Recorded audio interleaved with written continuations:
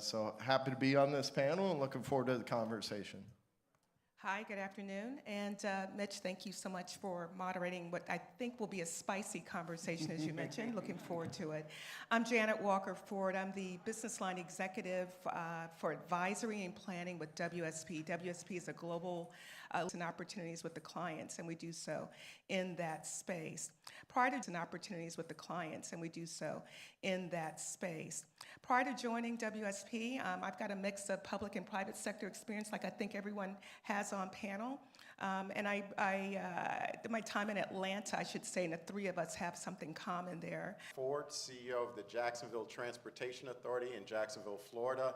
And it's great to be here, Mitch, and have this opportunity to share some of our experience in an organization where all transportation, be it pedestrians, bicyclists, taxis, transit, all of that is rolled up into one entity. Prior to serving as the CEO of the SFMTA, I served as the CEO of MARTA in Atlanta. Right after the '96 Olympics, I got tapped to join that organization. I'm so excited about what we're getting ready to talk about because at the JTA, we've had an opportunity as a mid-sized organization to launch the first revenue-generating public transportation system powered by autonomous vehicles. And a lot of that work came from the fact that we're a bit of a unicorn in terms of transportation. If you go back 70 years, we started out as an expressway authority, building a lot of the road and bridge infrastructure in one of the most active, I would say, cargo freight communities in the nation in terms of Jacksonville and its port, being able to move goods and services through I-75, I-95, and I-10 across the country, really started our journey as the JTA. In the 1970s, when the publicly or privately held public transportation agencies were running into some difficulty, we went to the state legislature and folded in public transportation. So we're a hybrid of an expressway authority with tolling ability, capabilities, as well as public transportation. Hence, what we see is a very innovative approach, which is a holistic approach that if it moves people, we feel it's our portfolio, and we try to bring all of that together in terms of a holistic solution for our community. So with that, thank you for the opportunity to share our story with the audience. Thank you. Those are great introductions, and I feel like we've got a great panel because we've got people who are responsible for procurement, people who are responsible for implementation, people who are responsible for advising agencies and delivering results as a vendor, on the commercial side.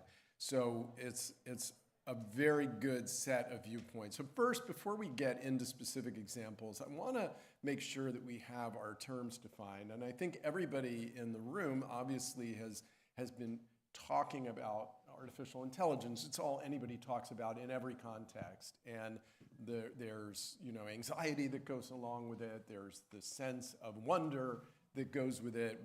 The idea that we could do anything and everything with it, but that we also maybe are somewhat threatened as human beings by it. And in the specific context of transportation, we've been using some form of artificial intelligence for as long as I've been involved, and I've represented the companies that bring it. So what I'd like for the panelists to start with, whoever wants to jump in on this, is what differentiates the AI that we are talking about now, today, from the intelligent transportation systems that we were using 15 years ago? Yeah, I'll start, Mitch, and it's a great question. Again, as that recovering CIO hat that I talked about a few minutes ago, we really were excited when we talked, and it seems so dated now, but we're talking about fair payment systems, and I was excited to be able to say we're doing the first regional all-smart card payment system. That really doesn't mean a whole lot now, but during those times, that was a big deal, and I implemented the first regional fair payment system in the United States when I was the CIO at MARTA, and that was the first step towards, kind of really thinking about how to gather information from different systems in a way that was more intelligent, right? We were talking about, a CAT ABL system, so we're getting real-time information on vehicles and routes and buses and trains and that sort of thing. And we had, so how do you pay for it? You're paying with your seamlessly with your fair payment card. Where's my ride? How is it? How long is it going to take me to get there? And then, and you were able to put that, so journey mapping, how real-time information as well as payment, we were talking about that, gosh, and that was in the early 2000s. Today, then, so that's an early form of intelligence and, kind of insight. And today, we're now talking about systems that are more integrated across modes, more than just a transit system. We're talking about congestion management, so we want to know movement of freight. We want to know about transportation. We want to know about what's going on the roads, and we want to know about incidents. If there's a fire on a bridge, which has happened, we want to let folks know before they leave home that this incident has occurred and be able to provide real-time information about those traffic conditions and really have some intelligence around the movement of all, whether it's freight or whether it's vehicles or whether it's public transportation. So that's just a little bit of my insight as to how it's different today. Does anybody want to follow on Janet? Well, real quickly, it's kind of interesting how this has evolved over time, and now it's got the buzzword or the nomenclature of AI, but there's been for decades utilization of intelligent transportation systems. And when we look at predictability, accident and incident predictability, vehicle failures, things of that nature, those systems have been in place for quite some time. But I think there's a greater level of refinement, and I could use an example at our agency where, there's been a great deal of discussion around crime in and around public transportation or safety, in terms of our operations. And really, it's the convergence of all of this data from various data sources, I think, as Janet said, that is now being commingled to give you an intelligent outcome. So I wouldn't want to bank on it, but I have a very good sense of where are my problem spots in terms of an actual accident occurring on my system. I could also cross-populate that with the tenure of that operator in terms of how many years they've been behind that seat. As it relates to crime, what are those crime-prone areas based on data collected from the sheriff's office that we then commingle with our transit operation to know where we need to deploy our security officers in real time, predictability based on time of day, day of week, and it goes on and on.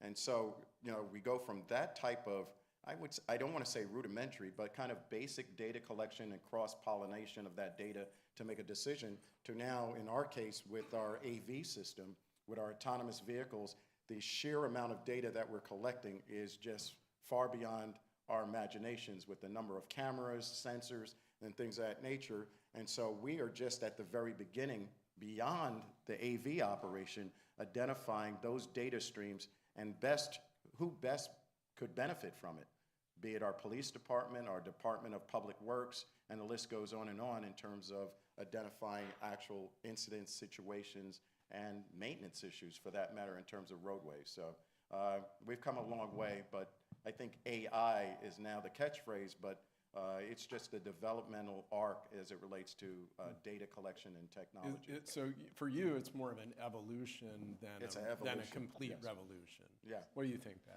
Yeah, and I would feed into that, right? As my colleagues have alluded to, we've sort of moved from data collection, which was where we started out with, and now we're moving into, to use the catchphrases, right? Now we're moving into analytic AI and predictive AI that actually allow us to do analysis on customer behavior, to shape our routes around it, and as there's been a lot of discussion this morning around large event planning, right? So we're having the opportunity now and working with AI partners to create digital twins of our traffic network, of our transportation networks, with huge amounts of data coming in that allow us to use, sampling of events and things that have occurred historically for predictive behavior in the future, to really move from planning phases into implementation.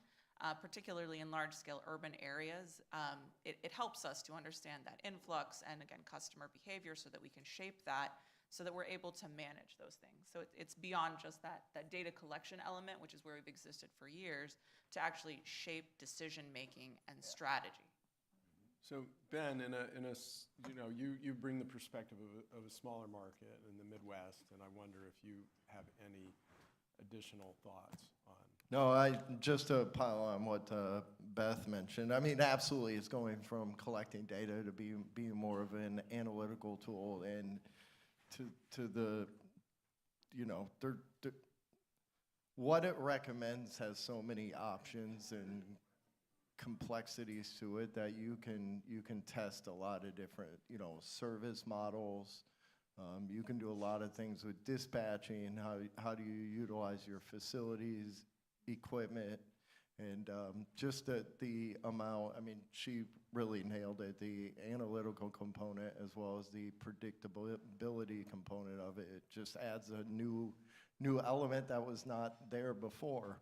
Before, we just had a lot of data, probably too much data that, us as public agencies didn't have any idea of how to best utilize it. But, and I think that's true regardless of the size of the agency or the location that you're in.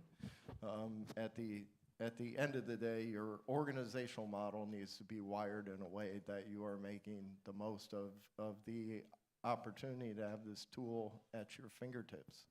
I want to add on to that too, if I can, to get some thoughts, because some may be sitting, if you're techies like me and maybe others, you're saying, well, we've had business intelligence, we've had dashboards, we've used Oracle, we've had ERPs and EAMs. What's the difference now? And the difference is that the sheer number, as been discussed, of systems and touch points is very different. I mean, it is just the massive amount of information and data from not just from one agency or from one city. I mean, it's just very massive, and so to be able to do the analytics on what all that means and then use that for predictability and that sort of thing, that is, you use the word evolve, Mitch, that is the evolution. I mean, look, your Ring doorbell camera will tell you what's going on in the street. I mean, who thought that beyond just telling you who's at the door, that camera would be used for safety, security, incident? I mean, there's just so many ways of pulling together data from different sources and systems. So it's the systems of systems. Okay, so I want to move from that very general discussion of AI to specifics. And I want each of you, and we'll start with you this time, Nat, to talk about where AI is actually delivering measurable results. Not a pilot program, not real promise, but real results now in terms of cost reductions or off-time performance, safety, etc. Examples. We have an example with a system that we're using related to condition of vehicles while they're actually out operating. And so it's beyond kind of the predictive maintenance where it just runs on a clock and this component is going to fail at a certain point based on a certain amount of statistical data. So now we're at a point where, and I get them pretty regularly, we have updates in terms of vehicle condition that is advanced warning for our maintenance team so that they can then map out what their workload is for the rest of the day in terms of getting that bus in, doing that repair before it actually fails while it's in service and may have a catastrophic failure in some cases. So that's one example. We're also using it right now, and I go back to just in terms of making sure that our customers are safe on our system. We have the data that actually is pointing out to the times of day, what parts of our community where the odds are within the next 24 hours there's going to be an incident. And you got to think this thing through too, because now at a certain point with all of these AI systems, is there a certain amount of liability if you're not taking the proactive steps related to the data that you're collecting? So I think there's also that burden that comes along, which is a reasonable expectation from a professional standpoint or a CEO's standpoint of, I'm collecting this data, it's giving me information, am I using it in the right way to protect accidents, ensure safety, protect the agency from liability and things of that nature. So we're using it. One of the challenges I also see in terms of using it is governance. And I think we'll probably talk about that at some point in this discussion.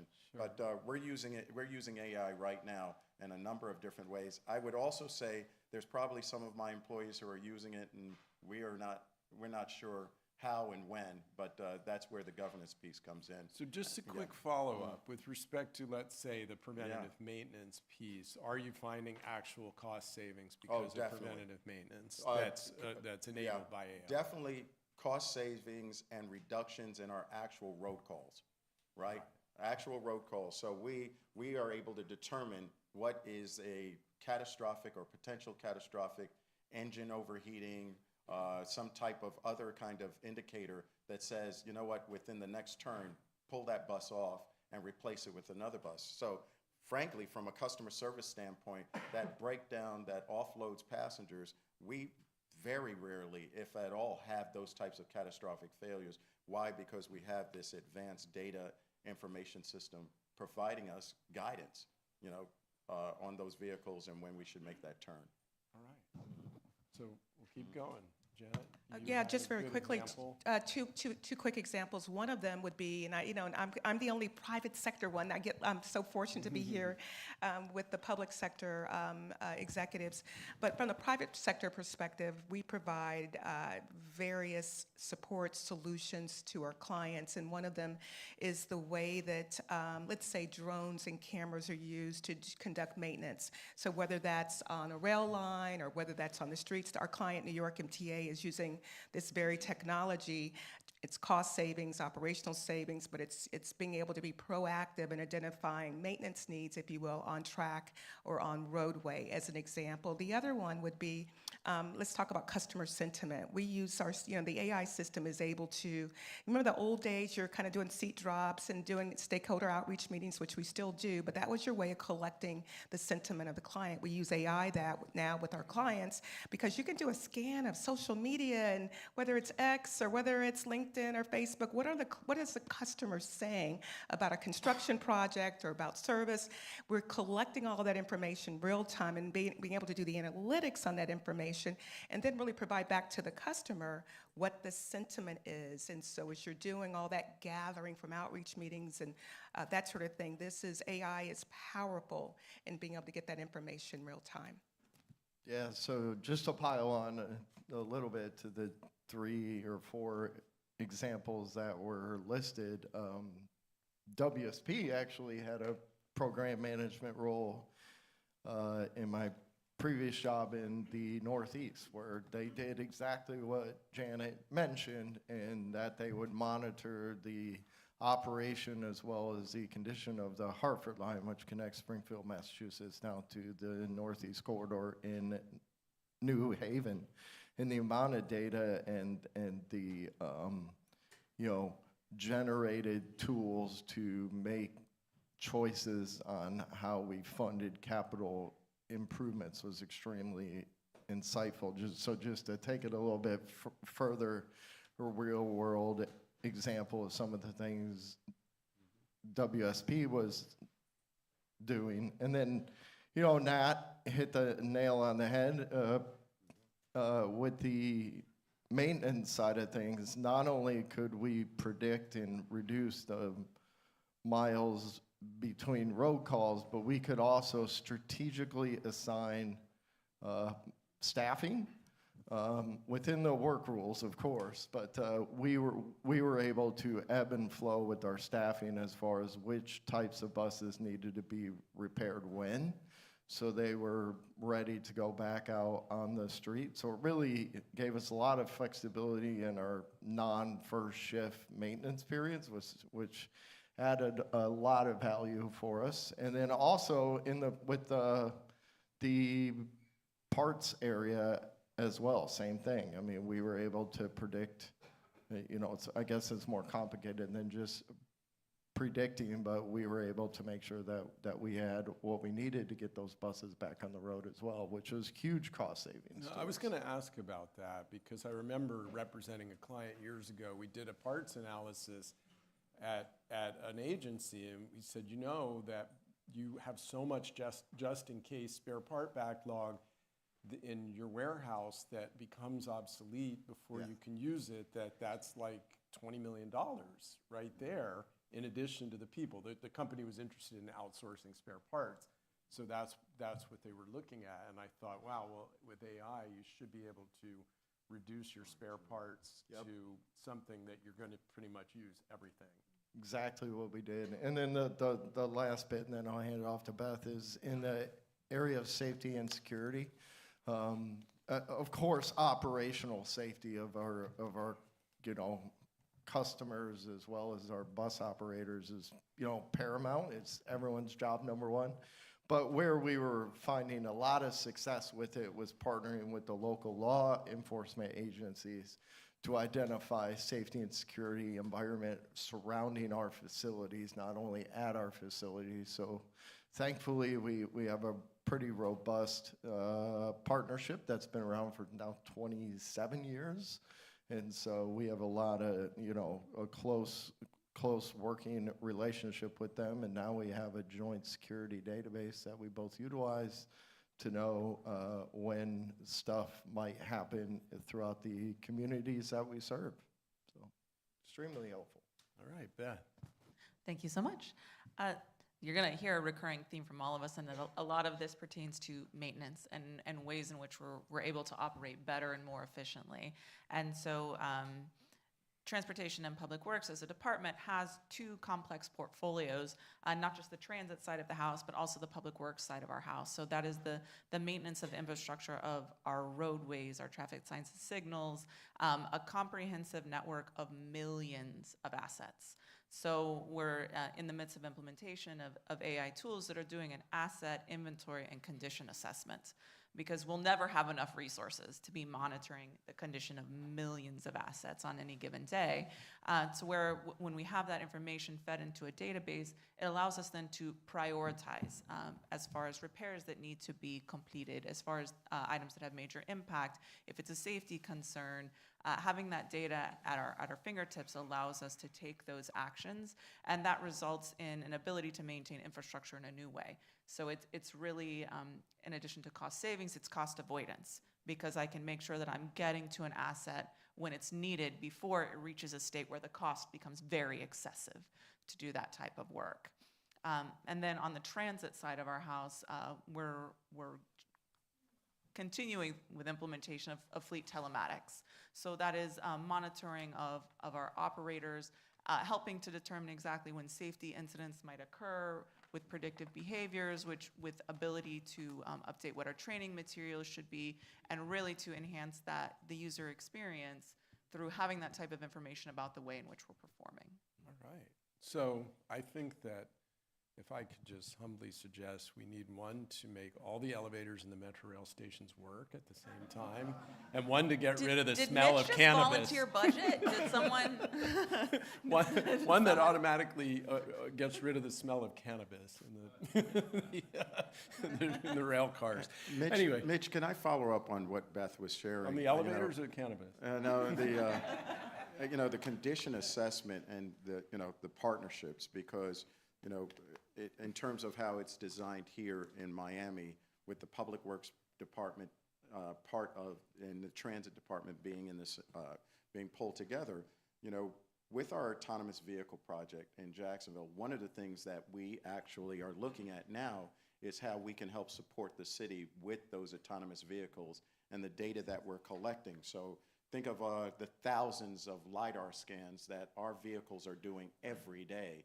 And they can, if programmed the right way, and that's where we're kind of starting to develop all of the data that we're collecting, who really benefits, who could use it, be it the business owners, our security and sheriff's office, or our public works department in terms of these LiDAR scans. And I jokingly say, I think with our LiDAR scans, we'll be able to see a pothole before it actually becomes a pothole, because we're doing that number of scans and using AI, be able to detect those, I would say, variances from yesterday to today to tomorrow, and be able to provide our Public Works Department with advanced information that they can plan and do it in a much more scheduled environment than a reactive posture in terms of the infrastructure. So we're thinking that through right now. So anybody in the audience who's looking for a partner for that type of a product, that would be great. That's the platinum standard, isn't it? Yes. That we have something that gathers all of that data, cites violators for code enforcement fines, tells solid waste that the cans are refuse. I mean, the list goes on and on of those types of of practices where we're sending a person out and they're taking a snapshot in time, when literally, if we use our fleets that are actually traversing most of our cities, those fleets could be early indicators or receptors of different conditions that our citizens are engaged in, are encountering. As an urbanist, I can't overstate my enthusiasm to see those kinds of solutions happen, Right. and create the best urban quality of life that we can have. So that is a great goal for all of us and everybody in this room. I want to move on, and I want to ask for, and I think this is what. When we talk about going from pilot mode to something that's a permanent part of our infrastructure, some have estimated that 95% of pilots go nowhere. So what is the special sauce of the 5% that become a permanent part of the infrastructure? Let's start with Ben this time. So I would say it's absolutely, when you're an organization of our size, it's scalability. Yeah. So there are many pilot projects that we begin and endeavor upon, and it becomes clear as we're working through those that they're not scalable on the level to meet an enterprise need. And so as you're thinking about how you want to approach initiatives, in particular with AI, and you're looking for a niche, you need to think beyond that into becoming what is scalable. And in particular, coming from the public sector perspective, we have a lot of limitations around what we can do as far as data utilization, implementation, procurement practices. And so really sort of understanding what those limitations are helps us to progress something from where it's in a pilot stage in a small test bed to something that might be more widespread. Yeah, I mean, certainly pilots benefit. They usually have funding set aside for them. There's usually very close oversight, not only within your public agency, but usually with the general public as well. And we usually deploy pilots for a very specific, called it a controlled environment use. The difficult thing about moving from that space to full-blown implementation is our transportation operations. There's a huge amount of variability to it, both within the systems that we run, but also in the environments that we run. So oftentimes the pilots that we're testing are not necessarily built or wired for our broader operational context in which we have.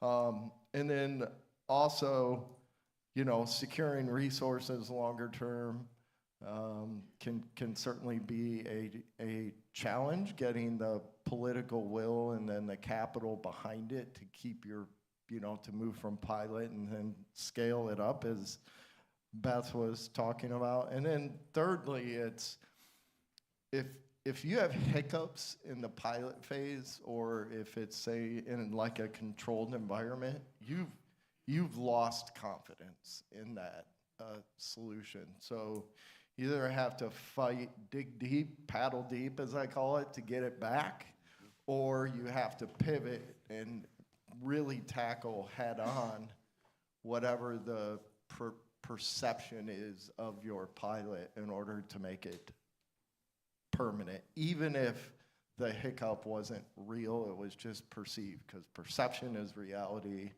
And you got to maintain faith and confidence in the solution that you are moving to. And who in that scenario, Ben, has the veto? In other words, somebody somewhere in the group who's responsible for the pilot experiences a hiccup, but says, "Oh, that can be overcome," but the mayor doesn't like his experience, or a member of the public doesn't like. Who's bringing to light the hiccups that kill the pilot? I mean, it could be the public. It could be reported out to our governing bodies that we, that we all work for. It could be a variety of things, but it's really up to us to make sure that we communicate what the, pros and cons and what outcome we are trying to get to.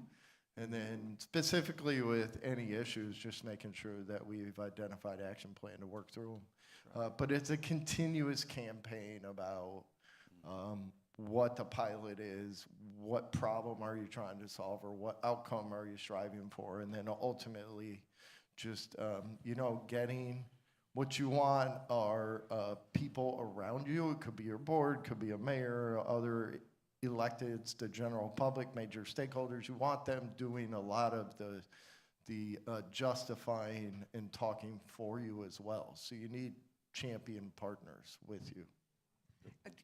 I'm going to piggyback off of much of what you said. Ben, great, excellent comments, and sometimes it's not just the folks that are external. Yeah. Sometimes, wearing my IT hat, it's the internal stakeholders that sometimes can sabotage your project as well. So that communications and sharing has to happen internally and externally. Pilots. So we mentioned Beth a little bit earlier. The panel, my colleague Rita Alvarado was on the panel with major events a bit earlier, and we're discussing the major event that's coming up right away, and that's the FIFA World Cup, followed by fastly followed by the Olympics in LA 28, and then the Winter Olympics in Salt Lake. The reason I start there is I came to Atlanta right after the 1996 Olympic Games. And during that time, all kinds of excitement and collaboration was happening. The city, MARTA, the suburban, it takes a village, right? You have to, you really need tremendous buy-in, stakeholder engagement, funding, and all the things. And so lots of pilot ITS systems were put in place, roadways between the airport. You had a full sense. Everybody remember that? You could get on the roadways. You could see what was happening, where parking was, and all of that. But because they were pilots and not sustainable, as well as that cultural shift, I want to come at it from that way, and those relationships that are vital for sustainability of any adoption of technology, all of that went away after the Olympics, and folks went back to the way that they'd been working together before or not. And so one of the things that in working with our client in LA and in Salt Lake, as well as our clients that are hosting the games, how do we have legacies? And legacies not just from the infrastructure, but from the way that we work together that's sustainable, process improvements. I mean, we can go back to AI. What did we learn through the process, and how do we sustain that moving forward? So that's, to me, pilots, if you can move them from pilots to implementation that includes the technology as well as the collaboration, the relationships, you sustain that. I think that's vital. I think that's such an important point, because the investment that communities make for special events is so huge, and to not enjoy lasting benefits from the special infrastructure that you've added is really a shame. So I'm glad that you pointed that out. Nat, did you want to add anything? It's going to be tough because I think you guys hit upon all of it, but I think there's a secret sauce to all of this too, which is, that bold vision. You're doing that pilot for a reason, not for the pilot's sake or just testing something out, but it's really, if we're talking about a pilot in this space, mobility, it's about improving the quality of life in our communities. And what is that burning imperative that, yes, the pilot will have its ups and downs, but the goal still stays the same. And there's a certain amount of courageousness and resilience that I think is necessary, because the moment that you as the author or sponsor of the pilot give up hope, it's done, right? And so I'm taking that from our experience, I think in Jacksonville, when we started out on the path of being the first in building this autonomous vehicle program, there were so many different circumstances where we could have pulled the plug. Pilot didn't work, wash our hands, go back to what we've been doing for the last 50 years. And I think in all of this, that is kind of maybe the foundational elements. Yes, it's a pilot, but to what end? And that will be the North Star, so to speak, that drives your team, drives the imperative. And I think I heard, making sure that you're not doing it alone. You have, outside of our organization, our partnerships with the private sector were stronger than any other project I've done in my career, because it was so new, no rules of engagement, no policies. You're almost in a hinterland, so to speak. And that takes a certain group of people to have that resilience and that be able to accept that uncomfortability, so to speak, to see it to the end. And I think that's probably an element that has to be foundational right in the very beginning, regardless of what type of pilot we're implementing. Nat, I want to say a special mazel tov, which means both congratulations and good luck, because I do think that's a huge accomplishment. Yes. And I hope that it succeeds and is a model for all of the communities. I definitely think that is part of the future of cities and the cities of the future, as I alluded to earlier. I want to just go off my own script for a minute. I attended a small conference, just a roundtable here last week with the director of DARPA, which is the federal program that the Defense Department has that essentially acts as an investment arm of the Defense Department to sponsor public-private partnerships that will, basically improve the United States efficacy on the battlefield. But everything that they talked about, and all the founders that were there with the director, were talking about, civilian uses after the initial military deployments.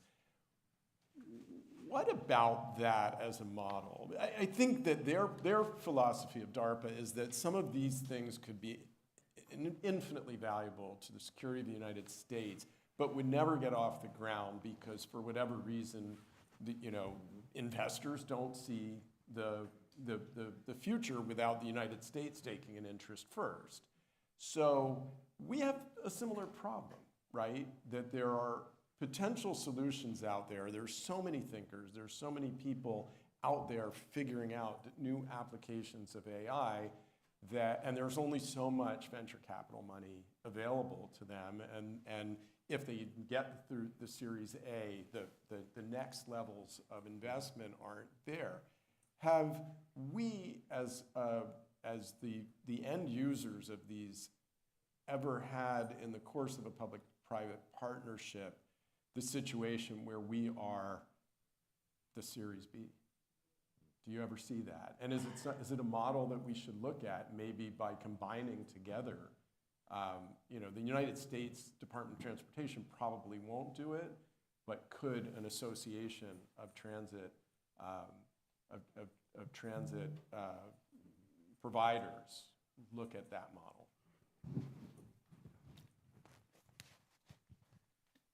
I'll take a shot at it. I think it's necessary. I think it's very necessary because there's a certain amount of risk aversion that, from a government standpoint, and it goes back to even the question before about the pilots, a certain amount of risk aversion. And without that shot in the arm that really says it's okay to experiment, it's okay to risk and fail, right? And that is not, I think, the nature of our governmental entities for entertaining that type of risk profile in anything we do. And so I think at the federal level, if there was an opportunity to specifically call out a funding program that is from the very beginning designed to entertain risk, but for a greater benefit. I mean, you can't, just risk the taxpayers' dollars, but at the same time, if there's a reasonable goal or a monumental, not reasonable, monumental goal that could be achieved that would improve everyone's quality of life and more efficiency and safer and, and greater mobility, we need that type of structure to green light our taking those shots. And I think all of us have in our portfolio something we would love if we had the funding and the right cover to move forward and implement. But that in the current environment, that could be a bit difficult and challenging. So I want to ask Janet specifically, because you have the perspective, I think, of consulting outside the United States, beyond the United States. Are you seeing the type of model that I'm talking about anywhere outside of the U.S.? Yeah, I am in the U.S. and outside. So two answers to that. One, we, as part of the portfolio that I lead, we provide advisory services to investors. And so all the things that you're talking about in terms of the risk profile and the things that you're talking about, we advise on that as it relates to their investment strategies. And I think the more we can bring thought leadership and understanding within, globally, that helps kind of advise the investors. So we take advantage of that. Secondly, and just as importantly, we advise our clients on procurement strategies. So Nat, to your point, we we do all of that analysis. We take advantage of what's happening in the US as well as what's happening internationally, but trends and risk profiles and funding opportunities. I mean, we do grants for our clients as well. So Mitch, the answer is yes and yes. Okay, and Ben, you told me yesterday that you have the most enviable problem there is, which is you have more funding than you really need. So, Mitch, then you can keep that down. Well, then you're in an ideal position. You're like the Saudi sovereign wealth fund. You're in an ideal position to invest in the future. We So do. How are you investing in the future? Yeah, we do send money back every year to Springfield, but it's a good problem But you to have. could be putting it into development of new technologies that you Right. can share with your needier brethren. So speaking of, two stakeholders came to mind as you were stating the question that could add value. There's two stakeholders within my service area. The first one is the Rock Island Arsenal. It's an Army base. They make vehicles, weapons, things like that, and they have a pretty aggressive community outreach fund and campaign going on. And we get together regularly, and not only are we looking at connecting them with our channel count water taxi service, but they're also keenly interested in helping us navigate the future of autonomous mobility. And so we are just kicking that off now, and certainly looking forward to that partnership, because again, it opens up funding options and partnership options that, quite frankly, public transportation agencies haven't necessarily done regularly. It hasn't been a good muscle memory yet, but it's coming. The second stakeholder is within my service areas, the world headquarters for John Deere. And they've been doing automation probably as long as any other company out there. They're deploying a variety of automated farming techniques in Asia and Europe and also here.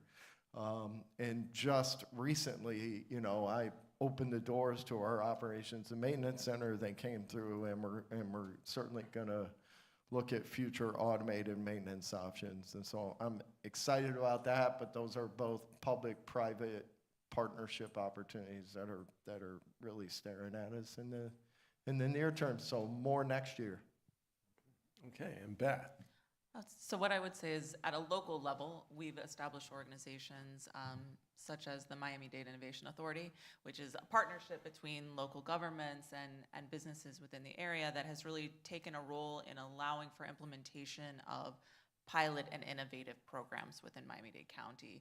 And the Department of Transportation and Public Works has been lucky enough to participate in what they call a challenge with them, which is a much more streamlined and focused way in which to enter into an agreement for a short-term solution with measurable results. And so that's what we've been able to leverage as far as getting the digital twin in place for our event planning. And I think something like that could be scalable on a much larger scale. So we're leveraging it at a local level, but it would be great to see something like that at a state level. That then allows public agencies to come together and look at our similar challenges that we're facing and ways in which we can contract in a more streamlined fashion to really leverage technology, because I know procurement is a challenge for all of us, right, on the public sector. And oftentimes by the time I've awarded a contract, that technology is not the innovation anymore, right? And so I think that organizations like that can really support us through the interaction with the private sector and allowing them to sort of shape innovation and the way in which we can leverage projects and products.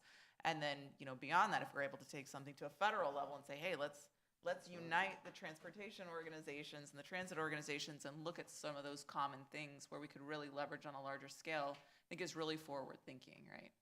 Excellent. Excellent. So I have more questions, but as we get closer to time, I wanted to see if anybody from the audience has any questions that they'd like to put to the panelists. Is there anybody that would like to? Let me see. I think there's another microphone here. Oh, right there. Perfect. Good. We're in the afternoon now. Paul Cahoon, Senior Systems Engineer with Init. So question to the panel. With all the data that AI collects, who owns the data? The city, the vendor, or the public? And how do you guys see that evolving? Save me the trouble, because that was one of my questions. Yeah, Ownership. Yeah, particularly in the state of Florida, it's the public. And with that, we're trying to work our way through that because clearly there's privacy issues. Again, we're collecting far more data than we imagined from the very beginning.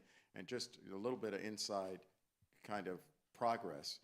1 week after we launched, we had to immediately look at how we could offload some of that data because it was far more than what we needed to actually operate the vehicles in autonomous mode, and we were collecting that. What makes it even challenging is some of the retention laws that we have here in the state of Florida. So we've become a very large data lake.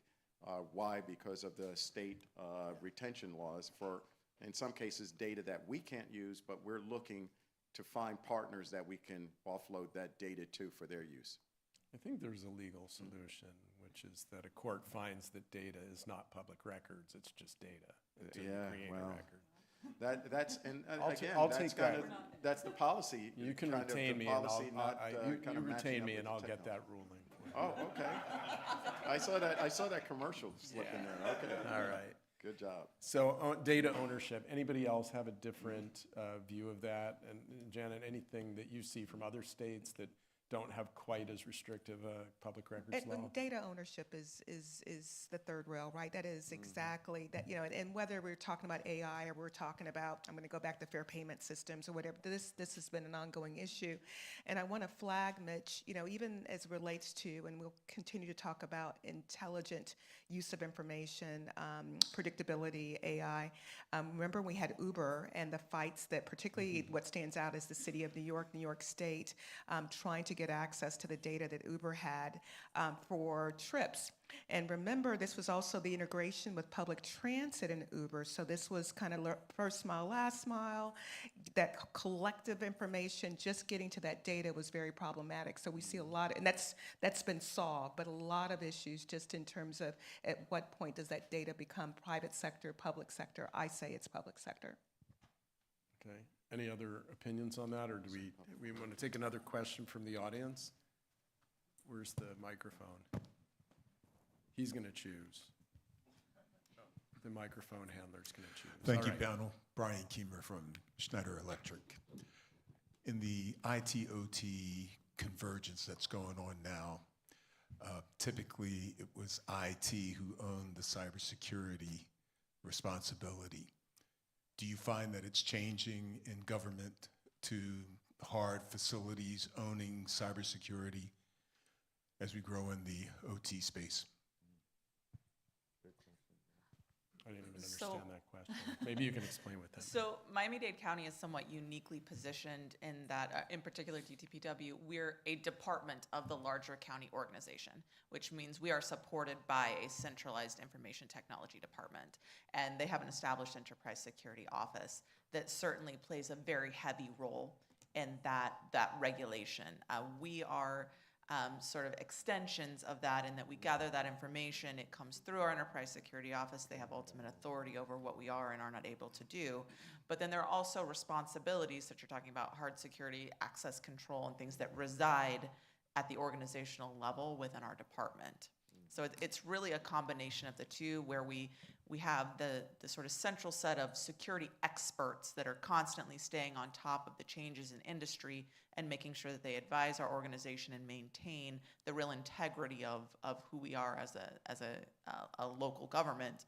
But then that extends, and we have an obligation on an annual basis, every employee of Miami-Dade County, to undergo cybersecurity training.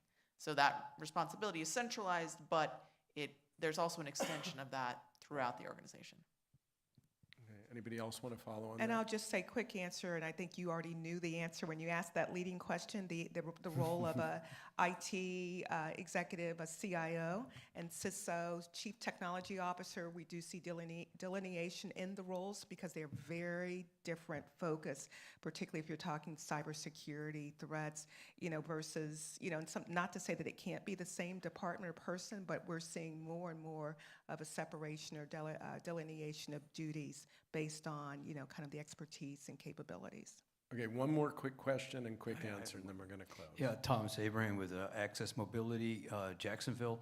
Sir, how are you using your autonomous vehicles? What area of influence are you using autonomous vehicles? Yeah, so we launched the what we call NAVI, Neighborhood Autonomous Vehicle Innovation System, on June 30th. It operates from the core of downtown out east, a 3.5-mile loop connecting the downtown core to the sports and entertainment district on the east side. This is a corridor that is under heavy construction right now with the development of a Four Seasons hotel, the Jacksonville Jaguars headquarters, another Hard Rock Hotel, a Museum of Science and History. And so this was done in anticipation of development in that corridor. We have a control center and a maintenance facility, and that control center is actually expandable, that we could actually launch vehicles across the country from that one central control center. So at this point, 14 vehicles, 7-minute frequency on the service in mixed traffic. Excellent. One, I'm going to have a final last word question, and then we're going to close. Will we see a day when it will not be legal to operate a car yourself? Then you have to just use everything's automated. That is a fantastic question, and some of the folks that work in this space start with insurance companies first. So that is going to be the tipping point when... And lawyers, yeah, and lawyers. That's going to be the tipping point. The lawyers will hate it, the insurance companies will love it, because it will end traffic fatalities. Yeah, and that was one of the challenges in terms of examining our project, pricing the actual liability with the insurance companies for driverless vehicles. They weren't so worried about the driverless vehicles, they were more worried about human beings interacting with these vehicles. So at that tipping point, where you're the last person driving an automobile or one of the few driving an automobile, that's where the insurance premiums that you would pay would be so high. So that's going to be a driving factor also, which is the insurance premiums for the average citizen who may unfortunately be continuing to drive a conventional vehicle. Okay, I think I'm giving Nat the last word, because I feel like people are forcing us off this stage. When the players tried to take the field, the marching band refused to yield. I want to, I want to thank this panel, because this has been so insightful, and I learned a tremendous amount today. I'm sure you did also, the people in the audience who stayed and asked questions. Most of all, I want to thank the people who put this show on. I've been involved with CoMotion Miami since the first CoMotion Miami. I have not missed a Miami, have not missed a Los Angeles since then. And it's just the most fascinating thing in the world to me. And I'm just so thankful that they put it on, so thankful that they allowed me to participate and be part of this, and thankful for the people who did the immediate work today of making this so perfectly easy for all of us. Thank you, and thank you for your time.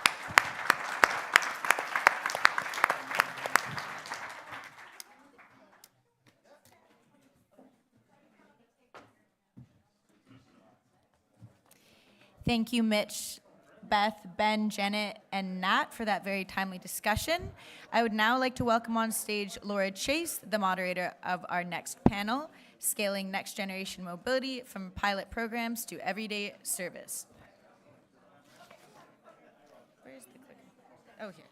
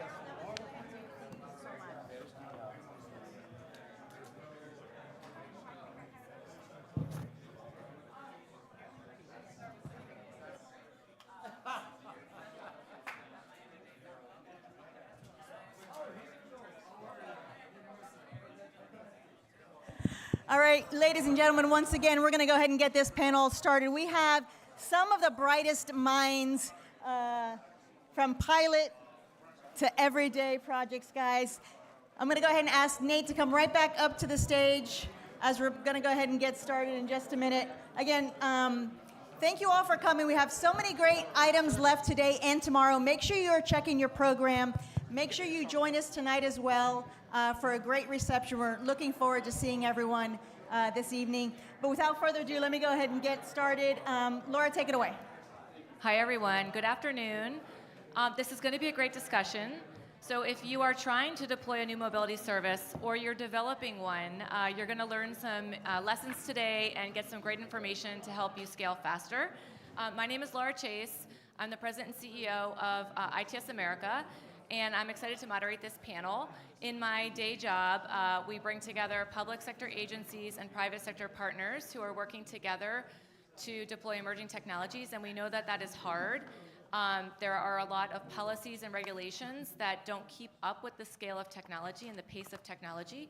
And so this is a really interesting panel to me today to be a part of, because you're going to hear from companies who are at different stages of maturity in deploying new solutions. You're going to hear from a public sector leader who is taking those risks to actually try to integrate new mobility solutions into a system.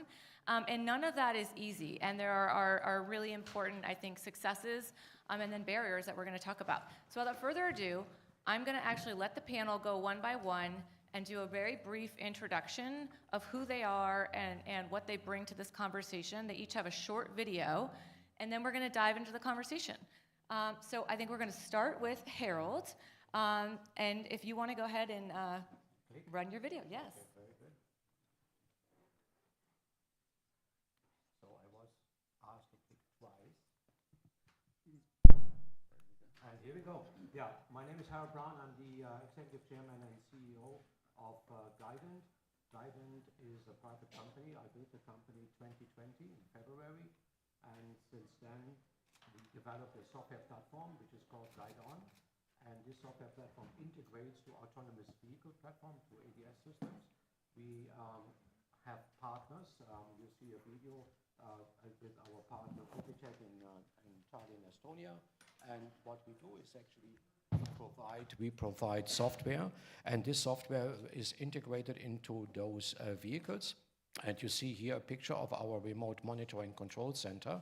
And we oversee, we monitor, we assist, and if necessary, in edge cases, we actually can take over control of vehicles, allowing business continuation, and provide all the analytics across these deployments. So that's what we do. Our headquarters is in Boca Raton. And before, I was the president and CEO of Siemens Communications in the United States. And before, I did the same job in Asia. So for me, everything is connected in this world. And while we were developing these IP systems in telecommunication, for me, autonomous vehicles are also kind of an AP cell which needs to be organized. So therefore, I came up with the idea to create a software platform which allows us to actually increase safety by reducing cost. And hopefully we talk a little bit more about that later on. Okay, good afternoon, everyone. I'm Nat Ford, and I have the honor of serving as the CEO of the Jacksonville Transportation Authority. And let's see if I can get this going. Okay.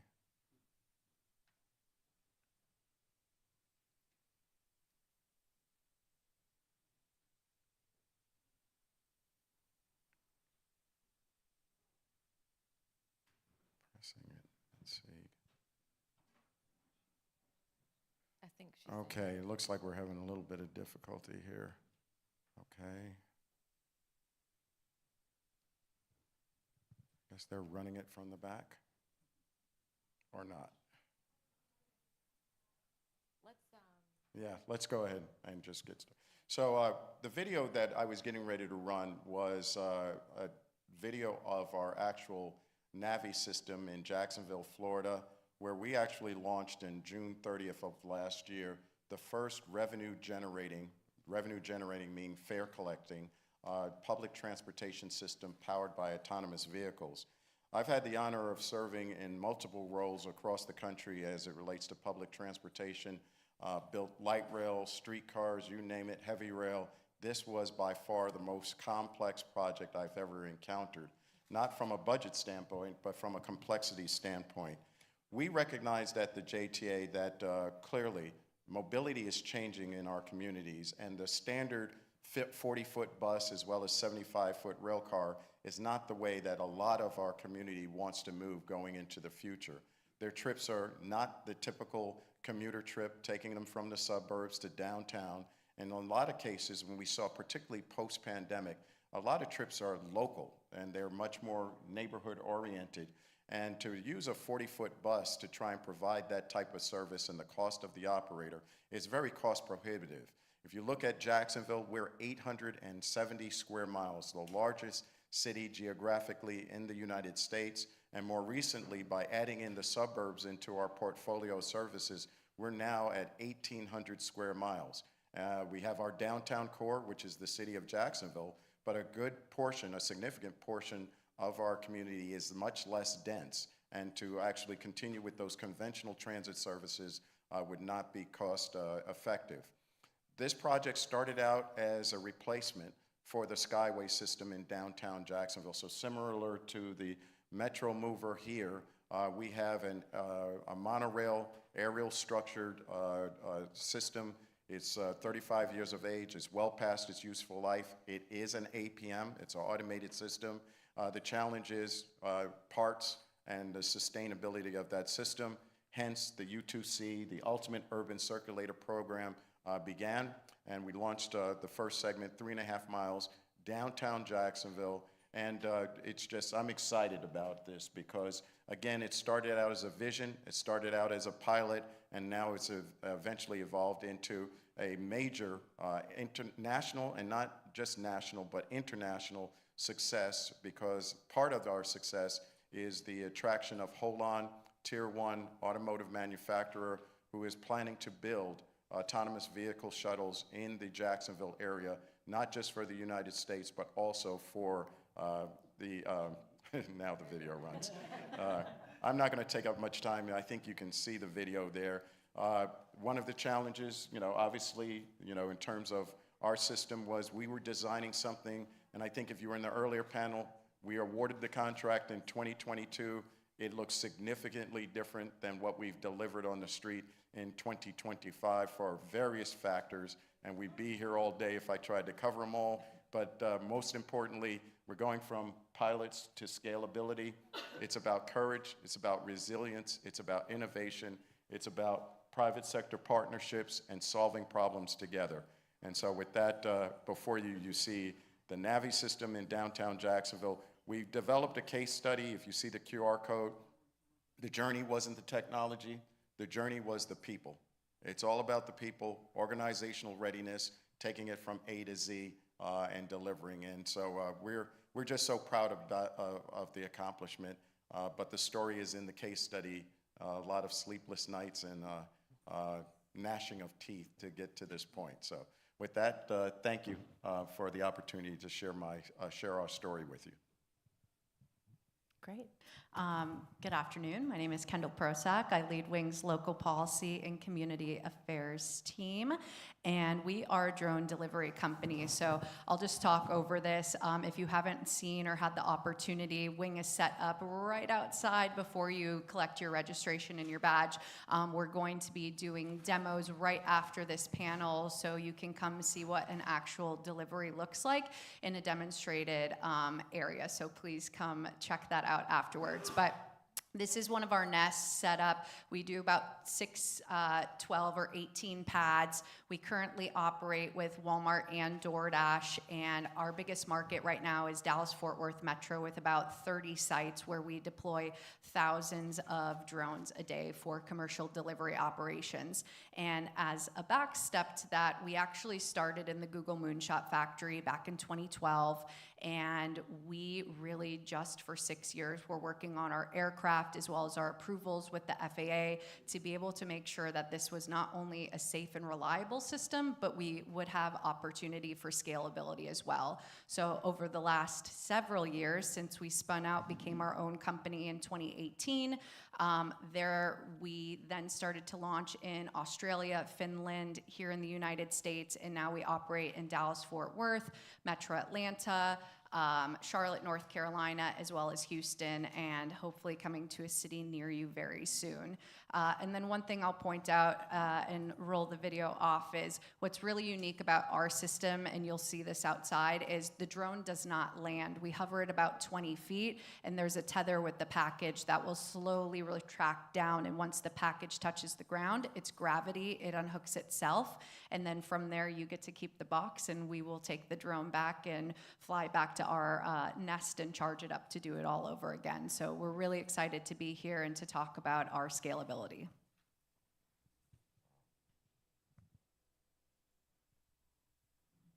think I'm going to go ahead. I'm Pete Van Oss, Head of Enterprise Resilience with Waymo. I think I'll go ahead and play the video first. It explains quite a bit, and then we'll talk about the next.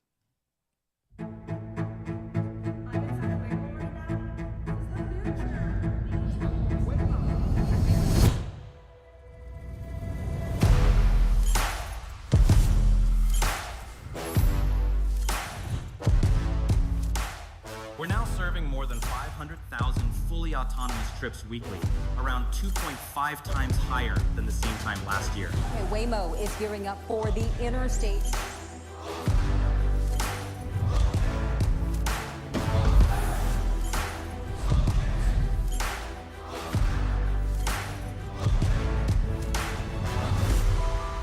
Is this real life? I don't know. We're in the future. This is so cool. We're already amazed. Wonderful experience. Coolest thing! We made it safely! Not only will autonomous vehicles save lives, they will change our lives in many ways. Thank you, Waymo. Thank you, Waymo. Thank you. Thank you, Waymo. Thank you, Waymo. Thank you, Evo.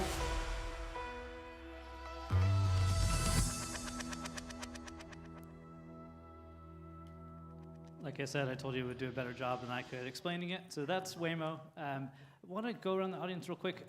Show of hands, has anybody here ridden in a Waymo? I love seeing that. If you haven't, you're in luck. This is one of our 11 commercial cities. So right outside, you can pick up a Waymo and take it. Just download the app and ride today. I love asking that question because I started 6 years ago, before we had a single RO mile. We call it RO, rider only mile, where it's commercial service with no driver in the car. It's great to see how these things have changed. Coming back here, now it's in my own city. I live here in Miami, so it's really I'm excited to use it all the time. I use it almost daily. I take my kids to school in it, which is really something special. Again, my name is Pete Van Oss, been at Waymo for 6 years, Head of Enterprise Resilience. What does that mean? We build the frameworks in our team to respond to off-nominal events that happen to our service, and we have to do that at scale. One of the really fun pieces that we'll talk a little bit about today, I hope, is the part of the team that does first responder and emergency services engagement.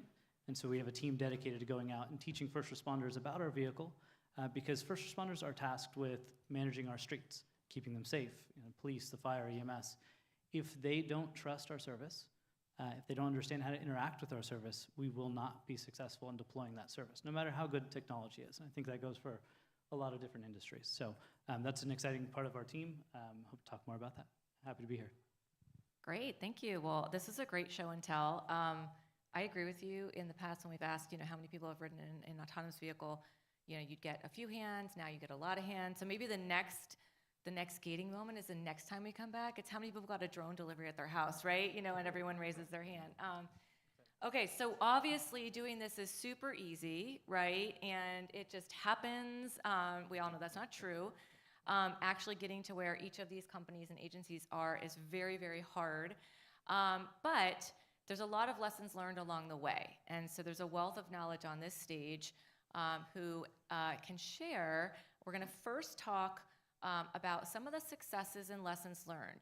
What would you want others to know? Other companies who are trying to integrate new services other agencies who are looking at these no mobility options and think this could be a really interesting fit in my system, but what do I do? How do I start? How do I do it successfully? We're going to talk first about those lessons learned. And I'm just going to open it up to whoever wants to start. If you can share maybe something that you've learned along the way, a key lesson or success measure. Okay, so you want me to start? So you saw in the video 2 deployments which we have in Florida. We have other deployments as well, but you saw 2 deployments in Florida, which was a purpose-built shuttle, so it's different than a Waymo car. By the way, these are also different regulators. So the regulation for Pete is FMVSS. My regulation is NHTSA, National Highway Safety Administration. So I have a purpose-built shuttle. I'm not a manufacturer of this shuttle, so I partner with private companies around the world, and they provide also the ADS system, and within the ADS system, I provide my software for monitoring, assist, and teleoperation, and for analytics. So you saw this teleoperation center, which is in Boca Raton. We have built 4 of those teleoperation centers in the rest of the world. One of actually is in Jacksonville as well. So we built these services, and that's what we do, and we have a lot of learnings there. So in principle, the positives is the feedback from the people. So people are actually taking the services, and the feedback from these people is just fantastic, right? So first of all, when you get into a shuttle, there is no steering wheel, there are no pedals, there's nothing. There are just seats, and then, whoa. What is this? But the good news about our solution is that we have remote control operators, which is in a video, and you actually will be greeted by a remote control operator and greets the passenger, so it gives them a peace of mind that there is somebody, but the somebody is not in the vehicle, the somebody is remotely somewhere. Well, regulations request also that you have a person in the vehicle, so the safety operator, and hopefully that goes away at one point in time, coming to that later on. So we providing this kind of services. The feedback is really absolutely fantastic, and it is accepted. And what I also love in the first learnings is when you work with the municipalities or the public sector, the more you get into this program, the more pragmatic these people go. At one point in time, you cannot see who's public and who's private from the people. They were all the same gap. They want to make it happen. This is one of the biggest learnings, that so suddenly the public and private sector works together, and they're working really together. Sometimes the regulations, and that are the hurdles, are so fragmented that you cannot do this, you cannot do that. NHTSA doesn't approve this, but then you work with NHTSA together to make it happen, so everybody suddenly works together, which is absolutely wonderful. But you have then the little hurdles that, where's the license plate? Right? That we don't know the vehicle. What is this vehicle? Right? And that takes weeks and in some cases months, right? So there are some hurdles, but the overwhelming deployments and service, the service is actually running, so that's deployed right now. So we're transporting people in on public roads in a geofenced area, not door to door like Pete does with Waymo. And by the way, Pete, I think when I get to your socks, right, with Waymo socks, then I think I made it, right? You gotta have the Waymo socks. So this kind of we need public and private partnerships to make it happen. There are so many hurdles, but we are really lucky, to work with the public sector together in such a way that they are suddenly it's their baby, and they want to make it work as well. Sometimes regulations are in the way, but overwhelmingly it's positive. Okay, so I'll approach it from the public agency side. I'll first start with our people. I learned a lot about our people through this process, as it relates to organizational readiness for a new technology. In this particular case, it's autonomous vehicles, but any type of technology or new way of doing things can be somewhat challenging. I mean, people are normally resistant to change or uncertainty, and when we're talking about this space, it is filled with change and it's filled with uncertainty. And as we got into our project and started developing it, moments after we awarded our contract to the V2R team, Balfour Beatty, Beep, Urban SDK, the scope changed immediately, day one. And for many public agencies, the moment that that happens, procurement office gets involved, the lawyers get involved, and it stops. The organizational readiness from my board of directors to our staff members were critical. And so the lead up to the actual award of the contract and building the system, I think, is so critical in terms of a lesson learned.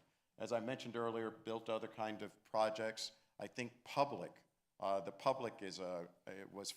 public engagement was far more greater than I had been used to. So we announce a streetcar line that we're building or something like that. People see the tracks being laid. They see the excavators and all of the work being done. There's not a lot of work in this IT space that is visible to the public that may be spending millions and millions of dollars. So along the way, we were making great progress in our project, but the public wasn't seeing anything. What they, the work in the traffic cabinets, the sensors, some of the cameras, they're not what they're used to seeing in a major multi-million-dollar transportation infrastructure type project. I would also say the apprehension related to autonomous technologies. Unique, kind of interesting, when we were testing vehicles, what they thought before they got on a vehicle and actually rode it was 100 degrees, 200 degrees different than after they got on the vehicle. And so it was very impressive that the number of folks who raised their hands that they rode in a Waymo. I just love it, because the more that we have, whether it's Waymo or public transportation or Guidant and your system, the more that we have, we expose the public to this, the greater the acceptance. But that was a major headwind. People will feel, taxpayers, that you're doing R&D with their tax dollars as a public entity. And that is a challenge even today. Now we're probably operating since June, so we're somewhere around the 9-month mark, 9-10-month mark. And still, there's some level of skepticism in terms of, is this really truly good investment in our community from a mobility standpoint? So those are some of the lessons learned. I think the public piece, and then clearly organizational readiness, because the goalposts, they move day one, they move every day, so to speak. And then the partners, private side, our federal partners, our state partners, and the amount of engagement and triangulation to get to determinations so you can smartly move forward and stay on schedule, that was monumental also. I mean, it wasn't one of those projects where I handed off to the project manager or my construction arm of my agency and just get progress reports. Literally, I had to roll up my sleeves, make phone calls, sit in planning meetings and decision-making decision points far greater than any other project of multiples, exponential higher cost, didn't require the same amount of attention and engagement. Thank you. For us, I would say it's two big things, lesson learned. One, the cities want to be your partners. So one of my first ever meetings I had was in Frisco, Texas. That's where we first launched in the DFW region. And the person I was working with at the city at the time, he was the chief innovation officer. Cities don't often have them. So we got really lucky that I identified him, had this really great conversation. He's like, I'll give you 30 minutes. And 30 minutes turned into 3 hours for our first meeting. And everything that we told him, first we brought our drone with us, like, believing is seeing. Being able to pick up our 11-pound foam drone is a very different experience than just showing it on the screen that you just saw. So every person that walked by this meeting room, Jason had said, hey, you have to come hear about this, you have to come hear about this. And that meeting quickly turned into 3 hours. And by the end of that day, the city was ready to basically hand over a site approval for us and said, we're ready. We didn't think drone delivery would be here for the next 5-10 years, and you're catapulting us into the future. So that was a really interesting lesson learned, that we were ahead of what the city had initially thought their timeline was going to be. So identify some of those partners and cities, because they really want to bring this to their community to be on that cutting edge of innovation, but also work with them and their timelines, because for us, this is so new. It's very new to every municipality that we're working with. Oftentimes when we go into the conversation, they're like, we like it, but how are we going to permit it and approve it? We understand you're regulated through the FAA, but we need to talk about this on the physical ground level. So that has been a really interesting portion of our lessons learned. And then I'd say the second thing is, Nat, you talked about community. Very similar to us, and kind of an opposite lessons learned is, yes, the space is so new, but there is such thing as too much community engagement too early. So we unfortunately created a boy who cried wolf scenario in our first city, because we did about 6 months of community engagement, and we thought that was needed. And people said, when are you coming? When are you coming? When are you coming? And it was the opposite effect. So now we found our sweet spot of really starting to pound the pavement, if you will, about 6 weeks out from a launch period. And to your point with those posts, changing all the time, that's really interesting, where we're constantly talking to our city partners to make sure that we're in line and making sure that our timelines are aligned with what the city's ready for and what they're not ready for. Yeah, I like that point. We find a similar thing. So when we launch in a new city, we have a wait list to start. Naturally, we want it to be a good product on day one. And so we saw in Miami when we launched, it was a wait list of about 10,000 people. Of course, we're trying to clear it very quickly, but we want it to be a good service, right? So it's great to see that build up. For us, I want to echo some of what the panel said already, but in-person communication and contact, transparency. That's what moves the needle with whether it's regulators like NHTSA, who we also have to talk to quite a bit, or the public. It's very important to do that. Where I saw it really move the needle for us and our team is with first responders. They are a hard group to turn. And every time I go in and I sit with the team in a lot of these training sessions, we bring a car there and we let them see the car. They get in it and they touch it. They see where they can shut off the batteries. They understand that it's real. It's a real thing coming to them. But it's always fun because you go in the room and immediately, you can pick out the 1 or 2 people that are in the room, or maybe starting at these, in some of these areas, it's 10 or 15 of the officers who just don't want to accept this. Right. And by the end, of course, that's my goal, to get them to yes at the end. And you still have 1 or 2, and that's okay. We're not going to change everybody's mind. But to see that switch and that belief in their mind is really impressive. And it's because you have the car or the drone or whatever it is, the product there, to show them and take the time to do it. So we've trained over 36,000 first responders globally with our team, and we're still doing this every day. Really important. The second part is safety. Everybody, when you talk about new technologies, they're going to say no to start, and then you have to talk them off that ledge. And when you bring safety numbers to the table, like we do at Waymo, we're very transparent about safety. More so than anybody else, we want those numbers out. Over 170 million miles of autonomous driving.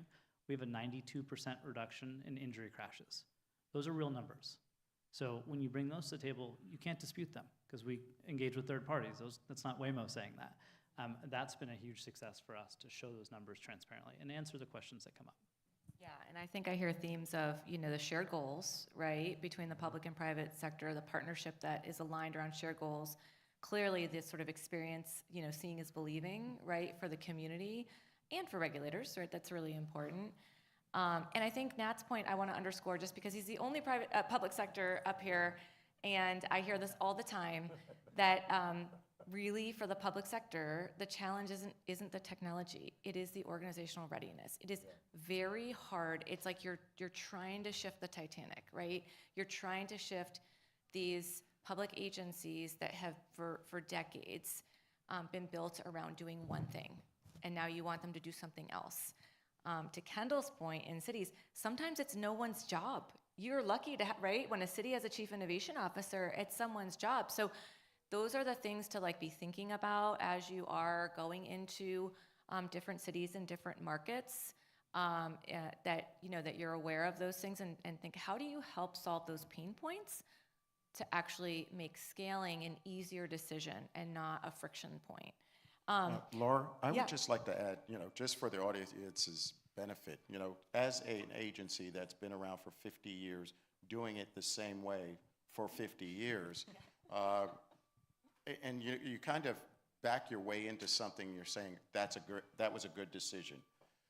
When we first realized we were testing out these vehicles and we realized that we needed someone who had the expertise with robotics and autonomous systems, we didn't go to the traditional transit or transportation type of individual. We actually hired a vice president who was from Amazon and had actually built some of the robotic Amazon facilities. And if you've been in one of those facilities, it's just remarkable. And then they brought on their own team, and I walled them off, actually, from the rest of the organization. They reported it up to me, and the idea was go off, innovate, the concept, go get it done. And in some cases, frankly, they weren't hindered by the cultural, historical kind of, you don't do this, you don't do that. For the very beginnings of our program, it was the right shot in the arm to get us to a point that unfortunately they got kind of caught up with the bureaucracy of our industry, and that frustration kicks in. But if not for that launching from the very beginning with folks that really didn't have the institutional barriers that we bring to projects, we would not be here today. They really gave us a good foundation and got us jump-started because they didn't know the word no. And Harold, I'm going to go to you in one second, but if I can just add, because Nat and we go back several years, I remember this point, and what he's not telling all of you is that to actually hire that person, he had to go to his board. Like, public agencies don't have the ability to just say, this is the type of person I need at this level with this skill set.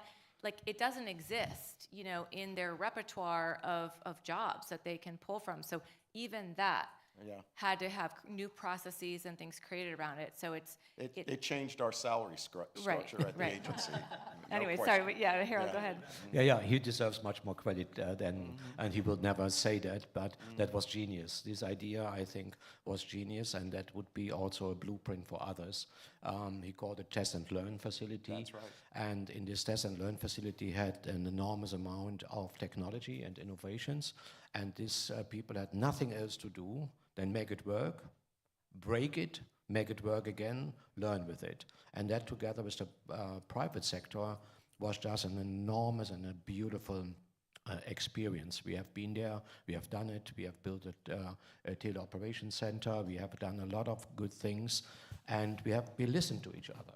Yeah. And they were really in a different world.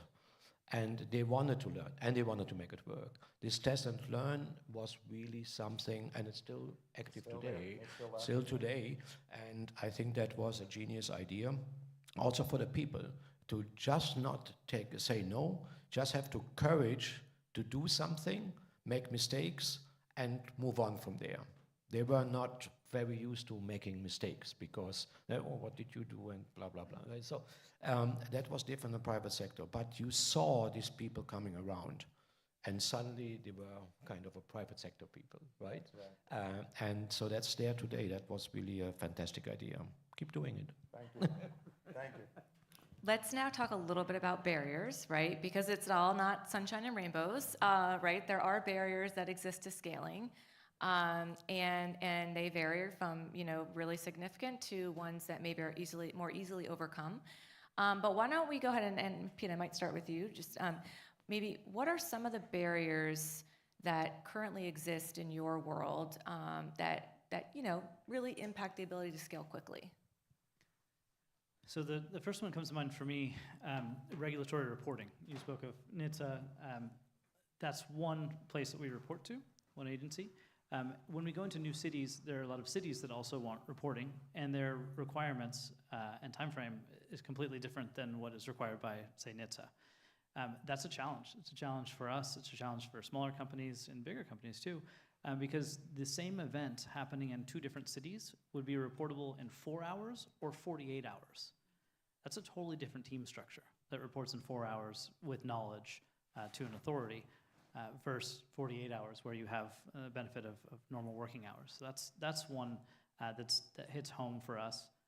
And obviously when we have thousands of vehicles on the road and we serve 500,000 paid rides a week, those are big numbers because events do happen. And so you do need to make sure you're taking the care to report them accurately. So that's one piece. And then the second piece is infrastructure. And so that can mean a couple different things, of course, as everyone knows in the room. But for us, charging is a big part of it. And that's something we rely, obviously, on local power and also the permit process to get these sites electrified. I heard about it in another room in another conference as well, or another presentation as well for the wing and ground craft. But yeah, if we don't have, our fleet is all electric, as you're probably putting together. If we don't have the ability to scale quickly and charge all our vehicles, we are limited by that. And that happens in a lot of new cities we come into. Miami is one of them. So that's a big barrier for us. Ours is not only regulatory with the FAA, but also what Pete's saying here on the local side.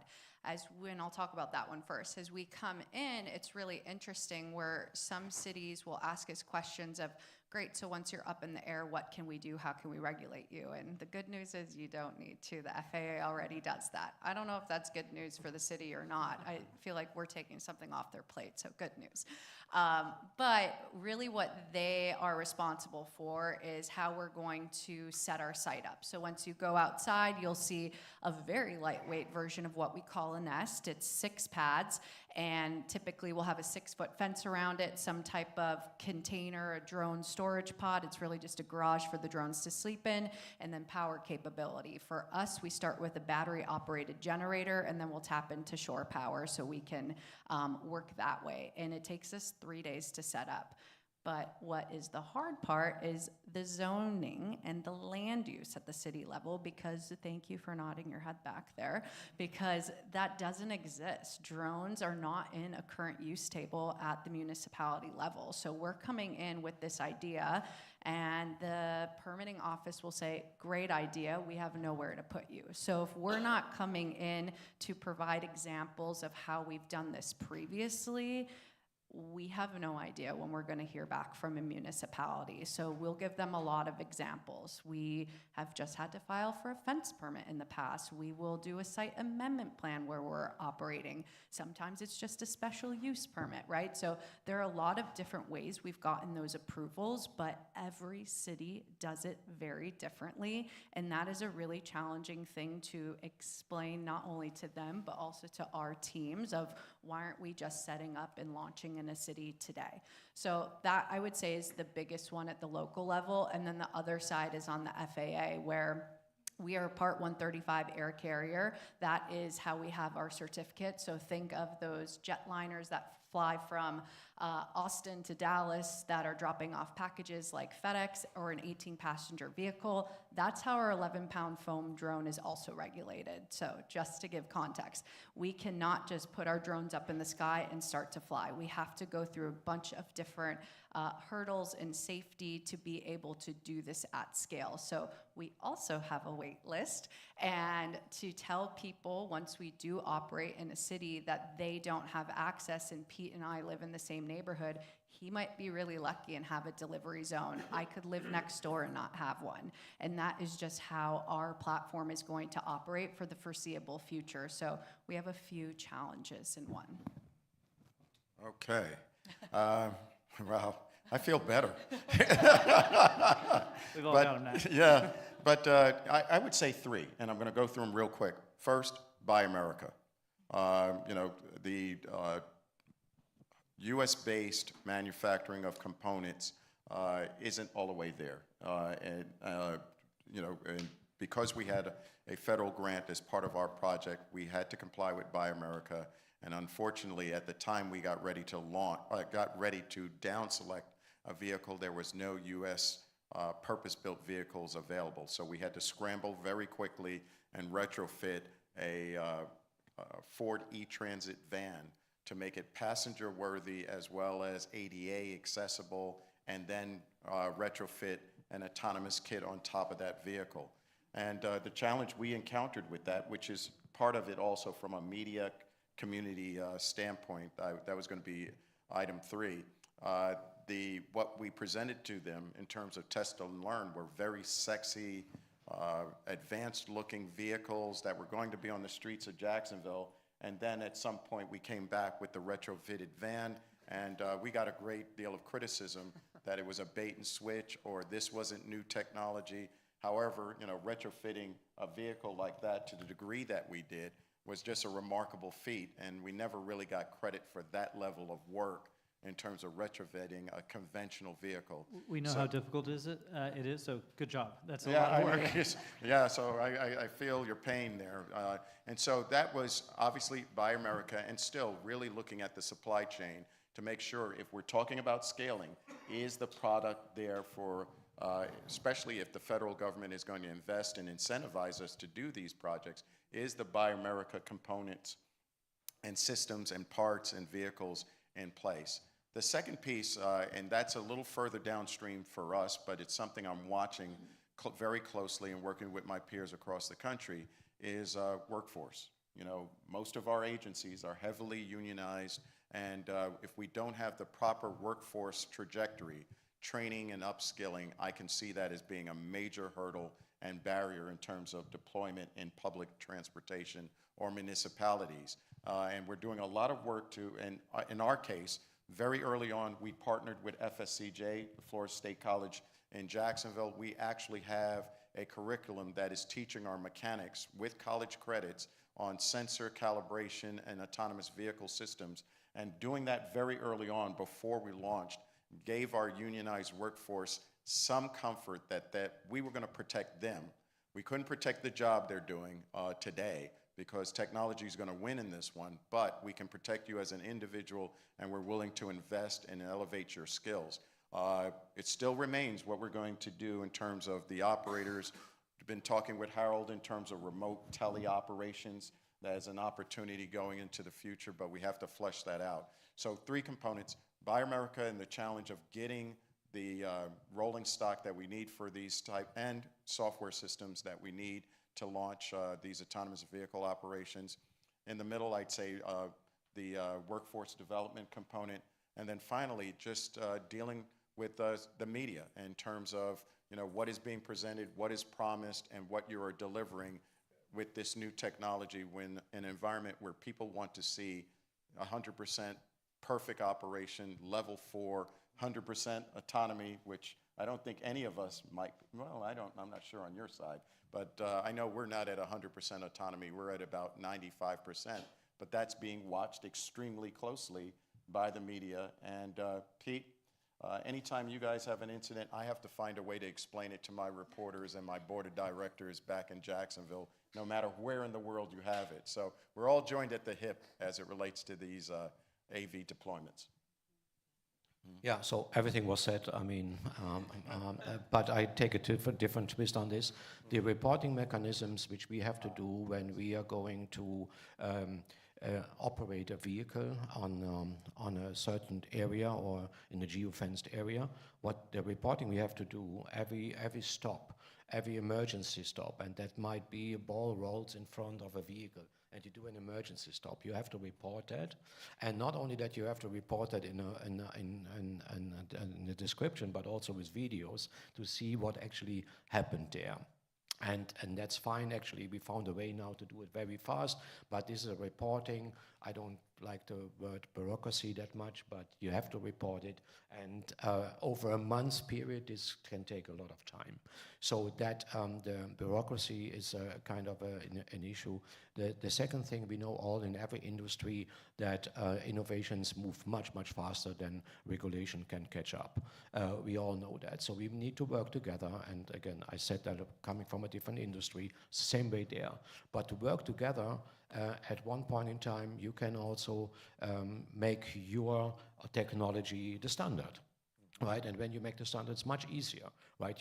Much easier to create a blueprint across the nation, and then there's also much easier for investment, not only in pilots, that's another issue that we have to scale, and maybe we come to that. It's not, for me, it's not only that you add more vehicles, well, scaling, you have the operational blueprint and how to manage, monitor, assist, control, do analytics on the vehicles.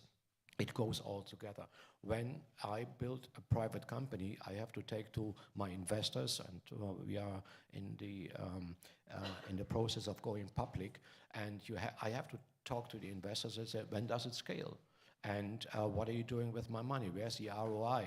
And I have to answer these questions.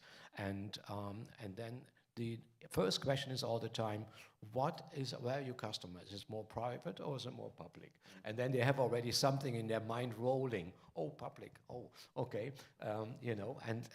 No, we can make it work. So it is in principle the regulators and how to work with regulators together to get to a standard. Right. The second one is the infrastructure. Pete, I'm happy to hear that I'm not alone in there, right? So whether it comes to a single charging station or whatever, so there is a different traffic sign when there is red, yellow, green, and I have to adapt my software all the time to this, right? This city does it this way, the other city does it this way, and we have such intelligent software and vehicles that, the infrastructure is not intelligent enough. The infrastructure is lagging behind. So that is something what we see almost in every deployment. And then Buy America. There is no company in the US that does purpose-built vehicles. So now it comes to the Buy America thing. So as long as we struggle around with this, there will be no company, because he said, I'm not building 100 vehicles, not 200, not 1,000. I want millions. When I have millions of these vehicles, then we can talk. Yeah. So it's a real pain. And then the question is, what is it? 72% that has to be Buy America? Is it software? 80%. So is it software, right? Is it hardware? What is it? So it is difficult for the private sector to come up. Chinese sensors. Yeah.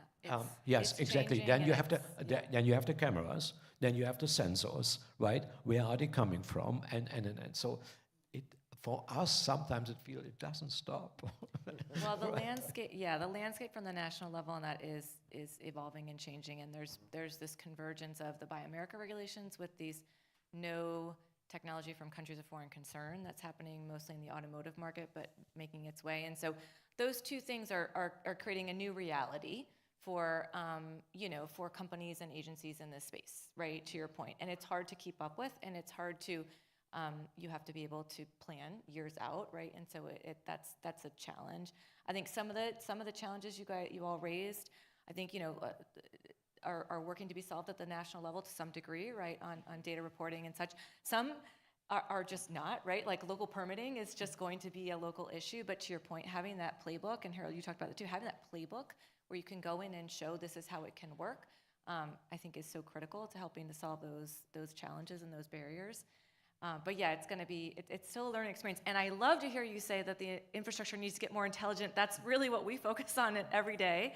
And I would love to be able to have more heat and light around the need for that, right? And how we can build more intelligence into the infrastructure to help enable all of these technologies and mobility solutions, whether they're in the air or on the ground, right? That is the future. The future is that there's intelligence built into both the infrastructure side and the vehicle side, no matter what that vehicle looks like.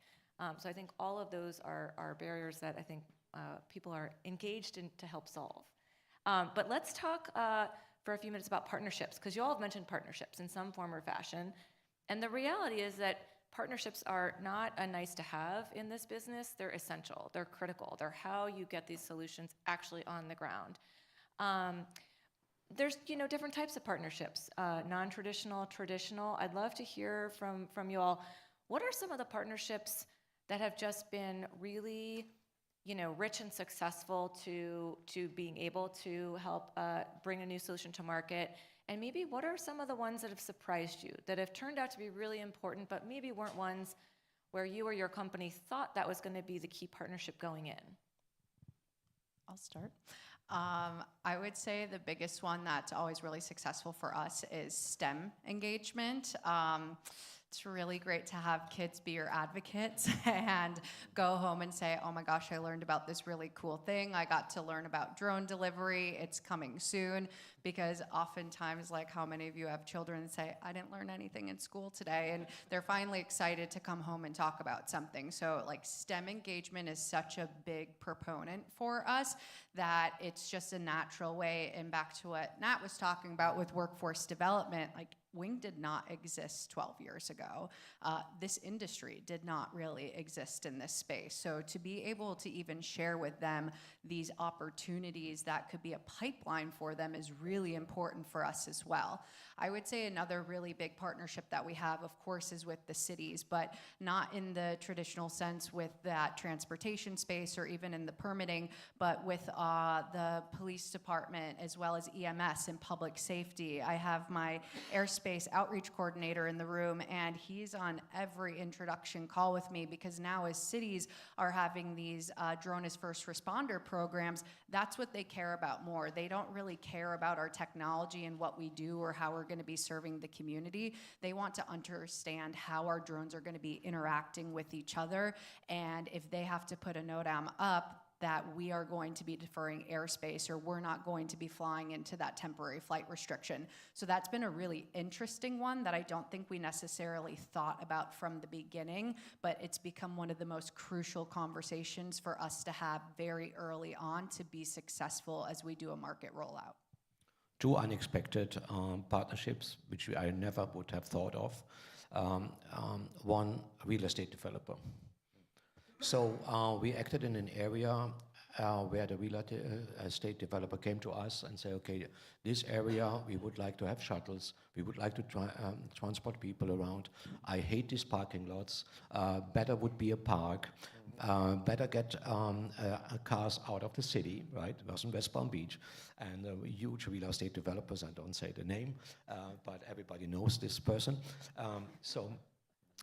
It was, in principle, we are doing 50-50, right? So the public sector, the municipality, and then 50% on these real estate developers, it was very clear. I want to make that area here more open to people, pedestrians walking there, enjoying their time in the parks, you know, getting rid of the parking lots, shuttle them in, right? And so that I can build something beautiful there, right? So, of course, it has yeah, everybody has an agenda, right? So that was very unexpected, and it was wonderful. It was wonderful to work with them, and not only that, there was a lot of money which we can work with, and that was great. And the second was local businesses. Local business actually came to us for advertisement, right? Because they saw a kind of a spaceship shuttle, right? It was something unexpected. By the way, people making all the time videos, put them on TikTok. I'm not on TikTok with the company, right? But they're placing these videos on TikTok with their company names and say, by the way, here and there we have something to sell, right? So, and they want to have advertisement within the shuttles. Some cities don't allow it outside, but inside in videos it's working. Okay, it's a nice revenue source.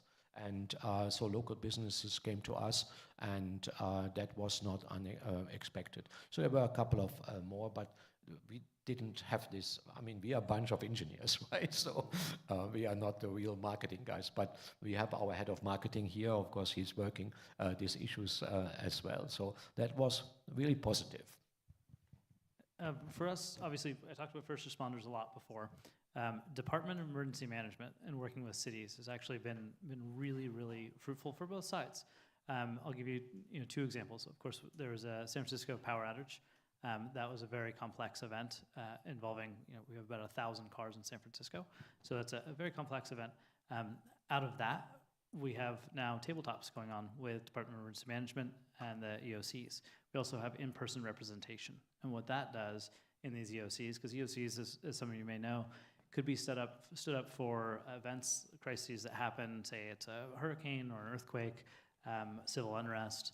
Also pre-planned for events like Super Bowl or FIFA World Cup coming up. And what we found is when we put somebody in the EOC, it manages the escalations quite a bit, and it gets data flowing back and forth very quickly. And when you have an event like Super Bowl in San Francisco, which just happened very successfully, obviously, they have events all over the city. And cities don't necessarily have eyes everywhere. And so when they hear of, oh, maybe there's a Waymo stuck in this intersection, they can tell the person right there. They can talk to our ops teams. We can convey that information back and say, actually, that vehicle's already been moved. We're clear. And vice versa, when you have, say, a civil unrest or a protest happening around an event, they can pass that information to us. And we can put down an area, an exclusion zone, so our cars won't go there. So talking about, they're called ATA alerts, avoid the area alerts. When they can send that information to us, it provides a great service to everybody, because we don't want to go to that area if there's a civil unrest or a protest or violence, anything like that. We don't want to go there. The rider doesn't want to go there, and the city and the first responders don't want us there either. So this is a really powerful tool that we're hoping more cities will engage with and use to get us that information quickly. It benefits everybody. Real quickly, I would say two partnerships that kind of evolved out of this, and Kendall hit on one of them. The partnerships with, for us, Duval County Public Schools and the Florida State College at Jacksonville. Setting up the curriculum, I mentioned that earlier, was just monumental to have that partnership and utilize, actually, they have CDL test track for training tractor trailer drivers, things of that nature. We were able to leverage that test track for our vehicles in terms of their testing, and then also building that curriculum for students within the school. But on Duval County Public Schools, it was really interesting because, again, setting up this team that kind of was walled off and go forth and multiply kind of thing, make it happen. Next thing you know, they actually retrofitted one of our buses into a classroom, and they would take the autonomous shuttles, the various different ones we were testing, they'd drop it at an elementary school or middle school, they'd come in, they'd run an actual course with the science teachers and math teachers around STEM, and just imagine the young person going home and saying, 20 years from now, I'm not going to drive a car because there are going to be these driverless vehicles. It was a multiplier that we did not predict, and literally thousands of middle schoolers and elementary school students went through that program. And then I have to hit upon, the Buy America challenge we had. We didn't stop dead in our tracks. We knew that there were European companies that were designing purpose-built vehicles, and so we went hunting, and we were able to start a series of conversations with Holon, which is a subsidiary of the Benteler Corporation, been around for about 160 years. About 160 years, owned by the Benteler family, and they were interested in developing an autonomous shuttle for public transportation. We began those discussions. They wanted to use our project as a lighthouse project to get into the United States, learn with us through their our test and learn program, and then develop a product for all of North America and export through our port back to Europe and the Middle East. So it turned into what started out as an AV project, turned into a major economic development project for our community, and literally billions of dollars in economic impact over the first 8 years that they're building vehicles. Groundbreaking hasn't occurred yet, but they're headquartered in our facility, so we actually leased their executive space in our building, and we're very excited about this outcome. And I say this quite often, whether you have a child or you're going to ride in one of our shuttles or public transportation or not, this project has brought benefits to our community far beyond what we originally imagined. So that would be the other partnership that we're very proud of. Laura, I need to double click on one point. I forgot that there's the Florida State College in Jacksonville. Actually, I just signed a contract last week with them, with Professor Brower, and we do a curriculum for the same students. So he has these vehicles there, but we develop a curriculum to train remote control operators. So we have these remote control operators in a remote control center to oversight the fleet, assist, and if necessary, teleoperate it, and so on and so forth. So we train now these people there, so he develops together with us curriculums, by the way, on your vehicles. So and that's where the workforce development commitment is there. So I can't help immediately, but I think that investment in this type of development has helped with our unions in terms of understanding we're not just straight displacing them, we're looking at developing their skills for the jobs of the future, and I think teleoperations is going to be critical to that. There needs to be a human in the loop in terms of these operations. Yeah, absolutely. And just very quickly before we go to our very last question now, to Kendall and Nat on the youth engagement, I will just say several years ago, I signed up to speak at Career Day at my daughter's middle school. And I live in the DC area, so literally the list is like ambassador to wherever, CIA agent, head of this. And my daughter looked at me and she's like, Mom, she goes, are you bringing candy? And I said, why would I bring candy? And she goes, well, no offense, Mom, but like you're gonna bomb, so you need something, like just bring Jolly Ranchers to hand out to the kids. I was like, gosh. And she was like, and no one's gonna sign up. Well, I brought a video and I totally ruled. It was awesome. And I got thank you notes because it is cool. Like the tech is really interesting to the younger generation and they get it. You don't have to actually like explain it all to them. It's kind of like it just clicks in their head. For them it does. So yeah, so like sign up for your career days and engage the youth. Okay, the very last question I have for everybody, I'm gonna start with the private sector companies. So as private sector companies, talking to the public sector here, what do you need from the public sector to succeed? And I'll let you, Harold, you can go first. data sharing. So we have tons and tons and tons of data. So we're driving an autonomous vehicles on a particular route all day long, all the time, right? In different points in time, we are at certain stages. We have terabits of data, right? We need to use this. And we have so many. I actually hired a video analyst so that you can put in our tool whatever wording you want. Show me all the people who parked at that fire hydrants and whatever in these 8 hours, right? You click, and then you have 16 videos and a description what happened with the vehicle or whatever, right? So they have then this data, and they don't know what to do with it. So, and there are tons and tons of data, where are people crossing the streets, where are the middle lines disappearing, where are people dumping garbage, right? Where is the street blocked by whatever, right? So we have all this data, and we can actually make use of this. So we need somehow to be open and see that we work with the public sector on, hey, here's the data. I know who, you own the data in principle. That's fine, but let's make use of it to an experience that the public has something from it. I would say sharing in a different regard. My friend Ernest Huffman is here from North Texas Council of Governments, and he allows us to speak at some of his quarterly or monthly meetings. But even having all of the information Ernest has when it comes to AAM, to be able for me at Wing to say, hey, city, you're having questions about this, like, Ernest is a great option for you to go talk to, or even Jack Calhoun in the city of Orlando. Like, use these other people who've done it before, who really understand it, so you're not just taking my word for it, and being able to utilize these other mouths, if you will, so they can help share that story of industry, because it shouldn't be that hard. And when we want to scale together, I think that's where people have the challenge, or rather cities often put up the red tape when they want to roll out the red carpet for us, but they don't always know how to do that. I think I've been pretty clear with ATA notifications and things like that. I think would be very helpful, and anything to aid in building infrastructure, especially around charging. Yep, absolutely. Okay, and then very last, Nat, as the public sector rep, what do you want to tell the private sector? What does the public sector need from the private sector to help scale these solutions? I think from the public sector standpoint, clearly advocacy. You know, I think quite often, you know, coming from a governmental entity, there's a certain amount of skepticism and just, and that's a hurdle.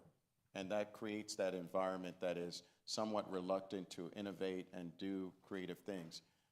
In our particular project, we had exceptional partnership with the private sector, and quite often, the private sector partners were the ones who were engaging with some of our stakeholders, and it felt different, right? It feels different when you have a Dr. Braun or you have Waymo or, in this case, Wing, actually talking about what they're doing nationally, because we can be somewhat locally myopic in terms of stakeholders. And for hearing what is happening around the world, around the globe, in terms of these technologies, helps to lessen some of the opposition for these types of innovations in our community. So partnerships are important. Great. Well, thank you all. You have your blueprints now. Please give a warm round of applause for the panel. Thank you.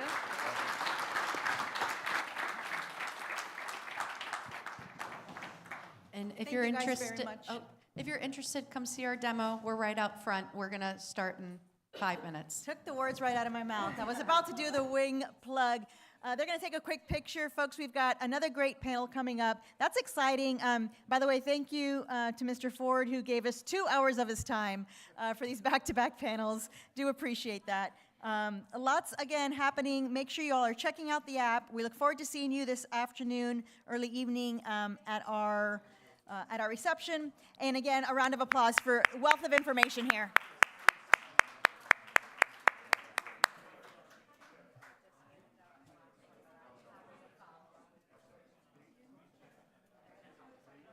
Watch your step or be sure to come this way. All right, we'll get everyone an opportunity to get photos and chat with our esteemed panel in just a moment. We ask you to have a seat, guys. We do have 1 or 2 more panels to go. We do ask you to stick around for this very important topic. We're going to welcome Alice Bravo, our moderator, up to the stage along with our panel for Legacy to Open Loop, Preparing Agencies for Fair System Transformation.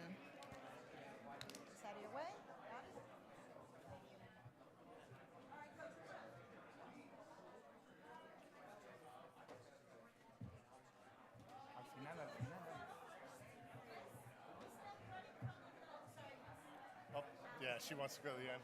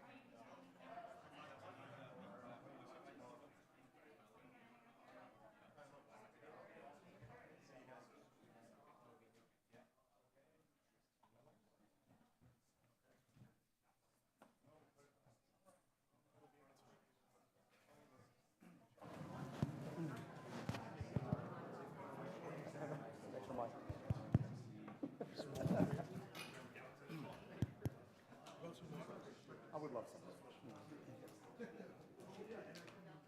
No questions. No questions for Yeah. No questions. That's all Amy got. No questions. I'll keep it to 5. Yes, sir. Thank you. Sure. Hello.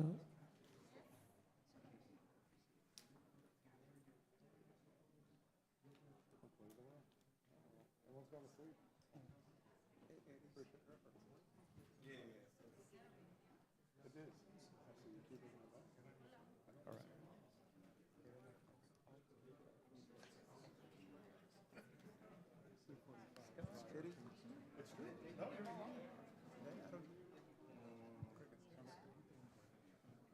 mean, I was at Aftertech. I had eyes. I saw. I was. I didn't even have a chance to talk to you at the reception. I was talking to several different partners.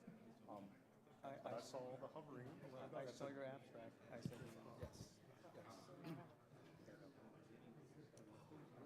Yes, but you're right. The question is, where's the engagement going to be when we call it? That's the problem, because everything kind of took us vital. But we have the engagement. I am disappointed to see that. I don't know what I wanted. In the back, it's for food, I think. And then there's more stuff. My classes. On purpose, of course. All right. Let's wait for them to close. Well, good afternoon, everyone. Thank you for joining us. I'm sure we'll have more people streaming in after the drone demonstration. My name is Alice Bravo, and I'm the president of Alice Bravo and Associates, and I'm very proud to moderate this panel. So I'll tell you a little bit about myself. I have my own firm, consultants. I'm a civil engineer, and I used to be the transit director for Miami-Dade County. And before that, I was a deputy city manager at the city of Miami. And before that, I was at the Florida Department of Transportation as a director. So I feel very proud that I've spent my life here in this community and watching infrastructure projects come together and also come together with the urban fabric as it evolves. And it's evolving very quickly here in Miami. We're growing by leaps and bounds. And guess what? The #1 issue is traffic and congestion. And as we grow up and we grow further west, everyone's wondering, how are we going to get around? Well, we have a solution. It's called transit. And obviously, not everyone goes to use transit right away, but we have to make it inviting and easy to use.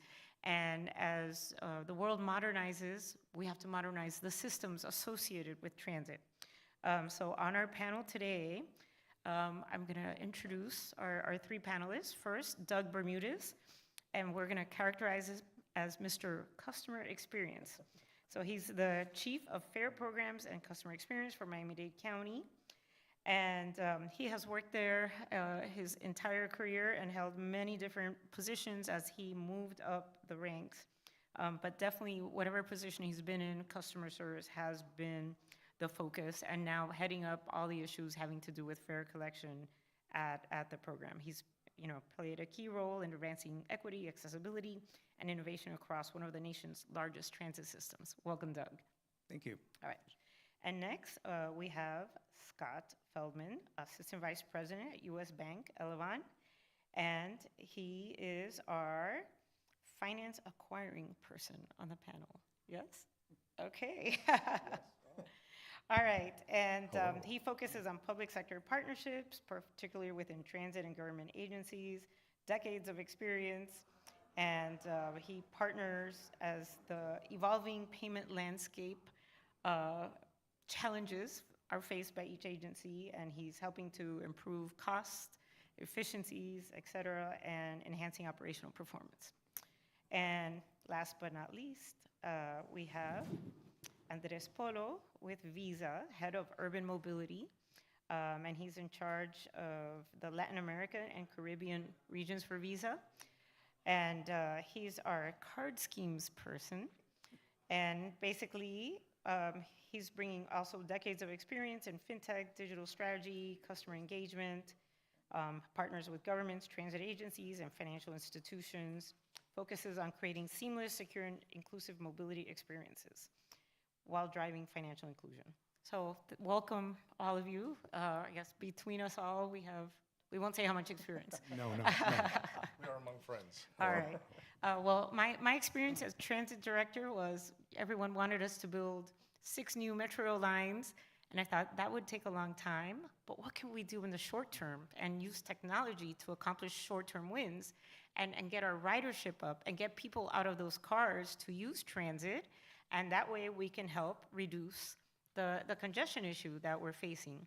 So on this panel, we're dealing with that transition from legacy systems to open loop and all the challenges that come with that in terms of software, back of house operations, changing all the operations within an agency potentially to work with this. So before we embark on all those topics, I just want to hear from all of you, each one of you, what is open loop in your mind? Because I'm sure we have people here that maybe aren't that familiar with it. So I'm going to start here with Andres. Thank you, Alice. So open loop, and I'll give you a story of what is open loop to me that is very near and dear to my heart, and then I'll talk about the card scheme vision. But open loop to me is removing friction. And the story that I want to share with you is the story about my 23-year-old daughter that lives at home, that works in downtown Miami, and I live in Pinecrest in South Miami. She drove every day to work, took an hour and a half to get there, and an hour and a half to get back. Needless to say, every evening when she got home, not because she's a 23-year-old woman, she was in a bad mood. So my conversation to her is, why don't you take public transportation? As a good 23-year-old woman, she said, bra, public transportation. So I rode the Metro rail with her one day, show her how easy it was just to tap her phone, because that's something that she will never leave home without, was her phone. She tapped her phone, we got on the Metro, she put on her headphones, and she did not talk to me all the way. 3 weeks later, she was bragging to her friends how cool it is to ride the Metro because she could read her book, listen to her favorite podcast, and take a couple of selfies on the way. So when we talk about open loop, it's not about technology. It's about transformation, it's about access, and it's about removing friction for all those riders that think that they want to ride transit, but they're not doing it today because there is an issue or a problem or a perceived problem that they have. I'll pass that to you. I don't know if you have a 23-year-old daughter, but... No, she just turned 5. You have some time. Yes. So first time I mentioned open loop to my wife, she completely interpreted it as something else. So that was a different discussion. But for transit, we had to talk about, I've worked in the industry for about 10 years within acquiring, 5 within federal government and transit. And I got to tell you that it is very unique working with both nuances. But open loop is frictionless, it is seamless. It is, once set up correctly, it'll help your riders experience to get on the bus, to tap, to enjoy, and not have to spend so much money. It's also there to help with anyone that is underbanked or not banked to have access if they're able to get prepaid cards, things of that nature. So to me, open loop is inclusive. It's helping to make it easy for agencies, but it's also very nuanced and it's very difficult to understand the integration, technology, the finance reconciliation, how to set it up, make sure you're on the right card scheme framework. There's so much that goes into it, so I hope we dive into at least the foundation and then build off of that. And with that, I'll pass to Doug. Thank you. Andres, I think we found our transit kind of like a social media ambassador. So obviously, thank you for that information. In regards to what's open loop, obviously, it's how people really pay nowadays. Again, people are used to kind of the retail industry. They want a simplified, fast experience. Again, they don't want to go to a ticket vending machine, get a smart card, then go back again to it, add value. So again, what it means, it's about bringing the retail industry to transit. Obviously, we're a little behind, but obviously we're catching up. But with that being said, obviously it's about making it better, enabling the rider to actually have that experience from the palm of their hands, for them to actually pay, whether they want to pay with either digital payments or contactless card. So again, it's about making it easier, removing that barrier away from using transit. So again, it's about meeting where the rider is nowadays. So just to summarize for anyone that's not familiar with this, open loop, let's say the opposite is closed loop, was the old way. You had to have a fare card. That was the only way for you to access a transit system. So now it's open. You can tap your phone, tap your credit card, and you as a transit agency have to be prepared to receive all that. So many agencies have old legacy systems that were closed loop, and it sounds easy, like, hey.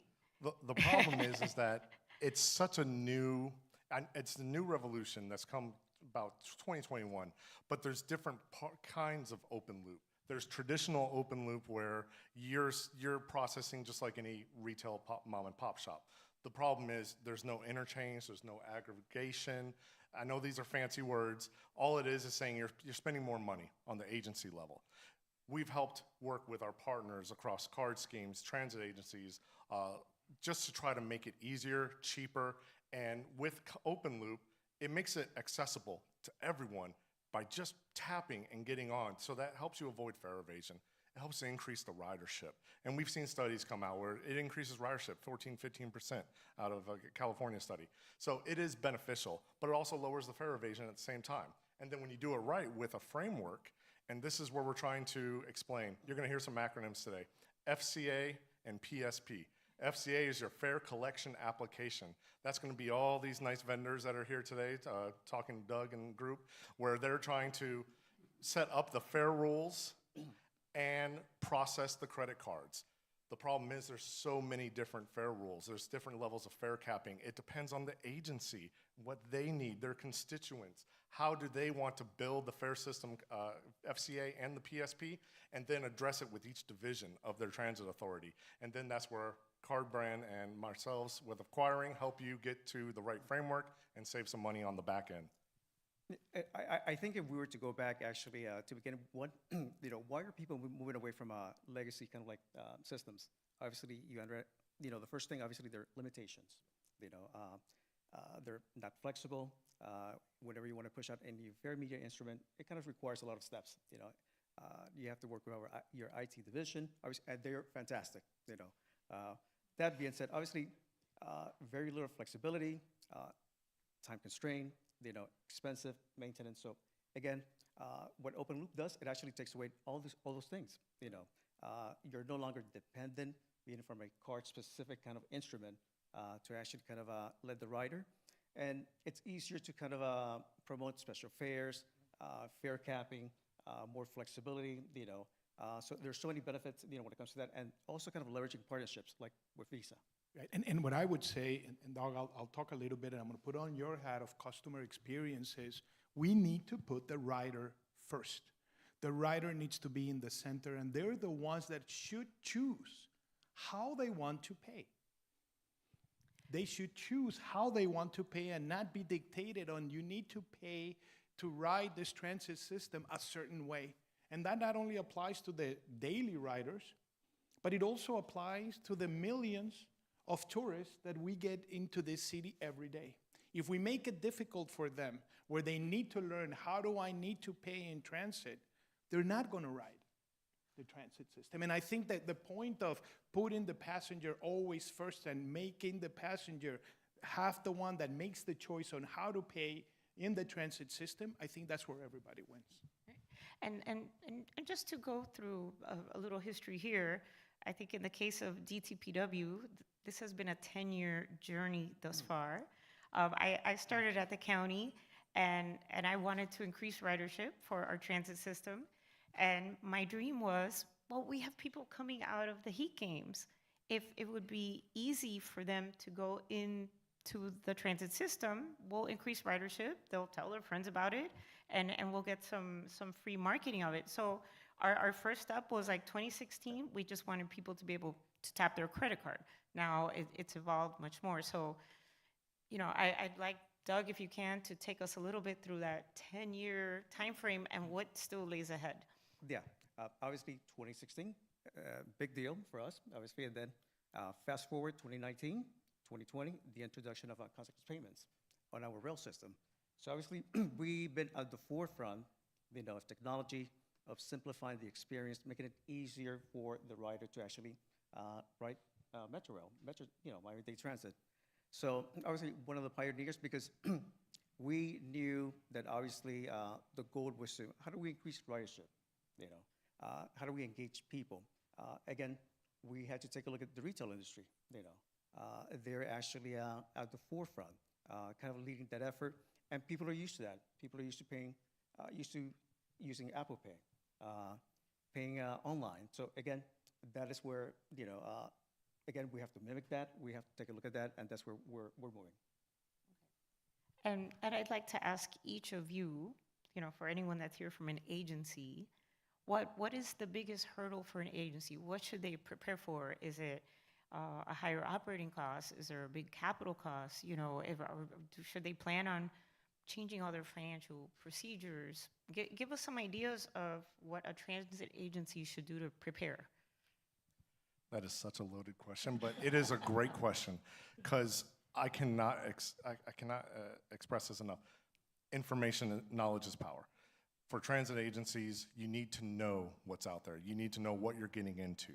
You need to understand how the technology works, what your options are, how you can save money, and all of that so that you're not just doing it now so you can change the system in 5 years. Gather all the information now from the lessons that we've learned from our existing transit agencies, the other people that have done. I feel very privileged that I have learned from some of the top 10 agencies that have hit fiscal cliffs, dealt with fundings, dealt with the integration aspects, the Band-Aids, the pitfalls, and through those lessons, express that through all these different conferences so people understand what they're getting into, not just for now, but for the long haul, so that you can get the right FCA PSP, you can get on the right framework, and you can have the right acquirer supporting you and walking you through the process, because I deal with the finance teams most of the time. So I have to explain all that to the finance teams.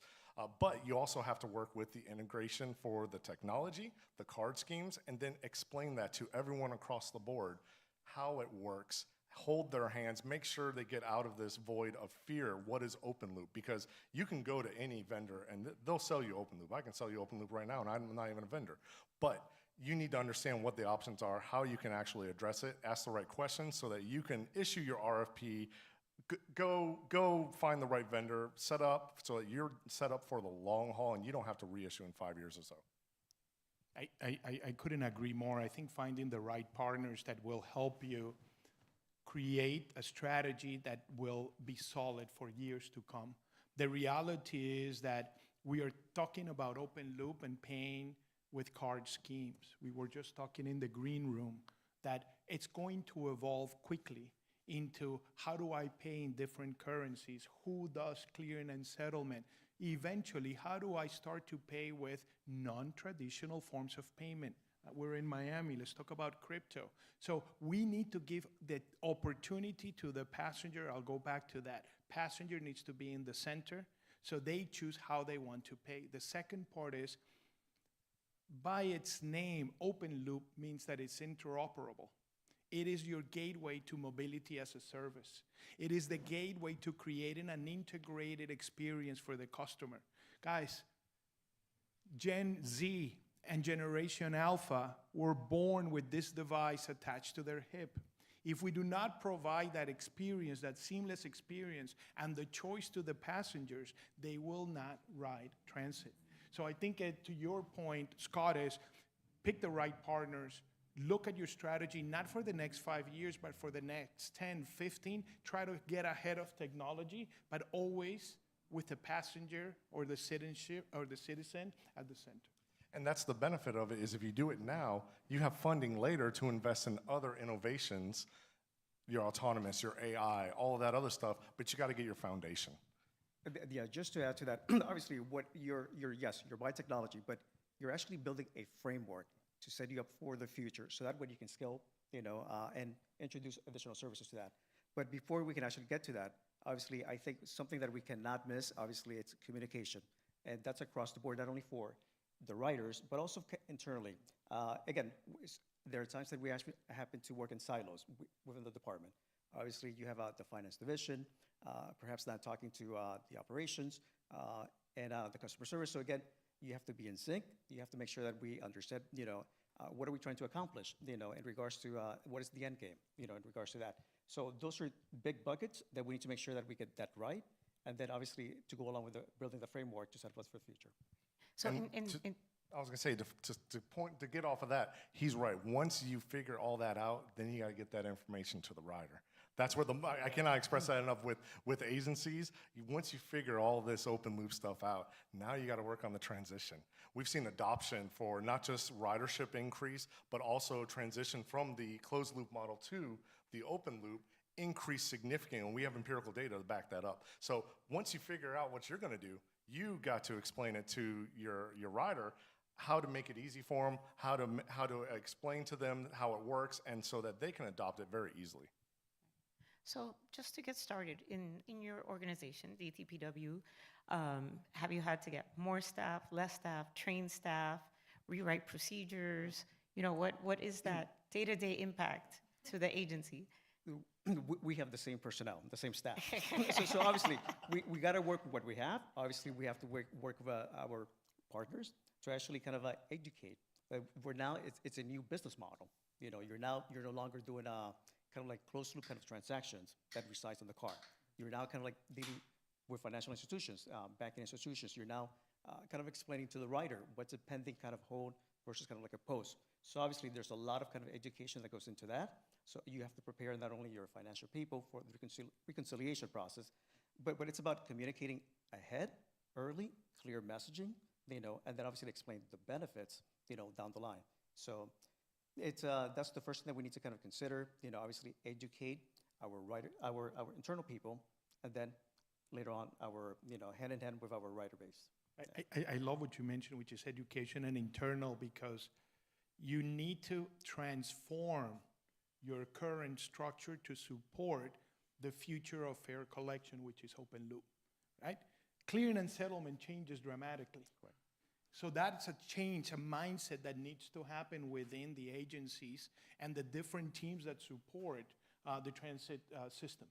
From finance teams, that they need to understand that clearing and settlement will happen the next day, to the passenger, where they will see that transaction happen the next day. And then where you're seeing the aggregation of trips to reduce your operating cost through our friends are acquiring, because you're not sending a transaction every time somebody taps that card. So it's a change of mindset, but at the end of the day, it's a framework that once you implement and people get on board, it becomes easier and easier as you go. And he mentions a good point, so that's a whole nother avenue.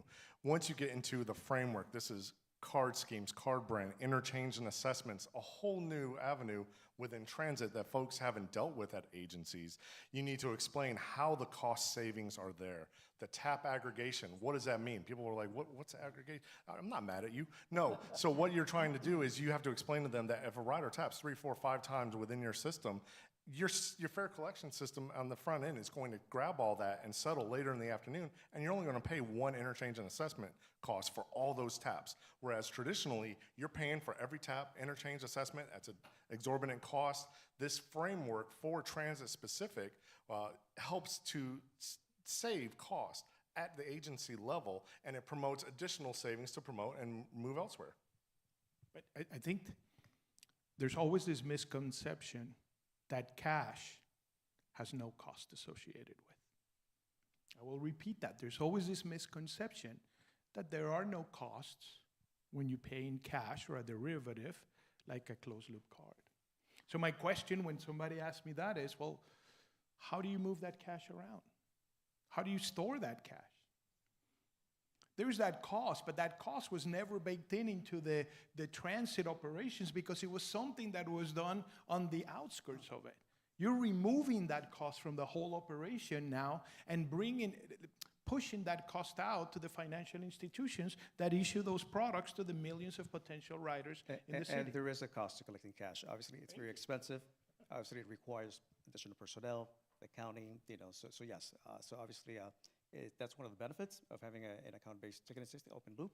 You know, kind of removes that. Obviously, less cash collection, less kind of people, personnel, the maintenance, all that good stuff.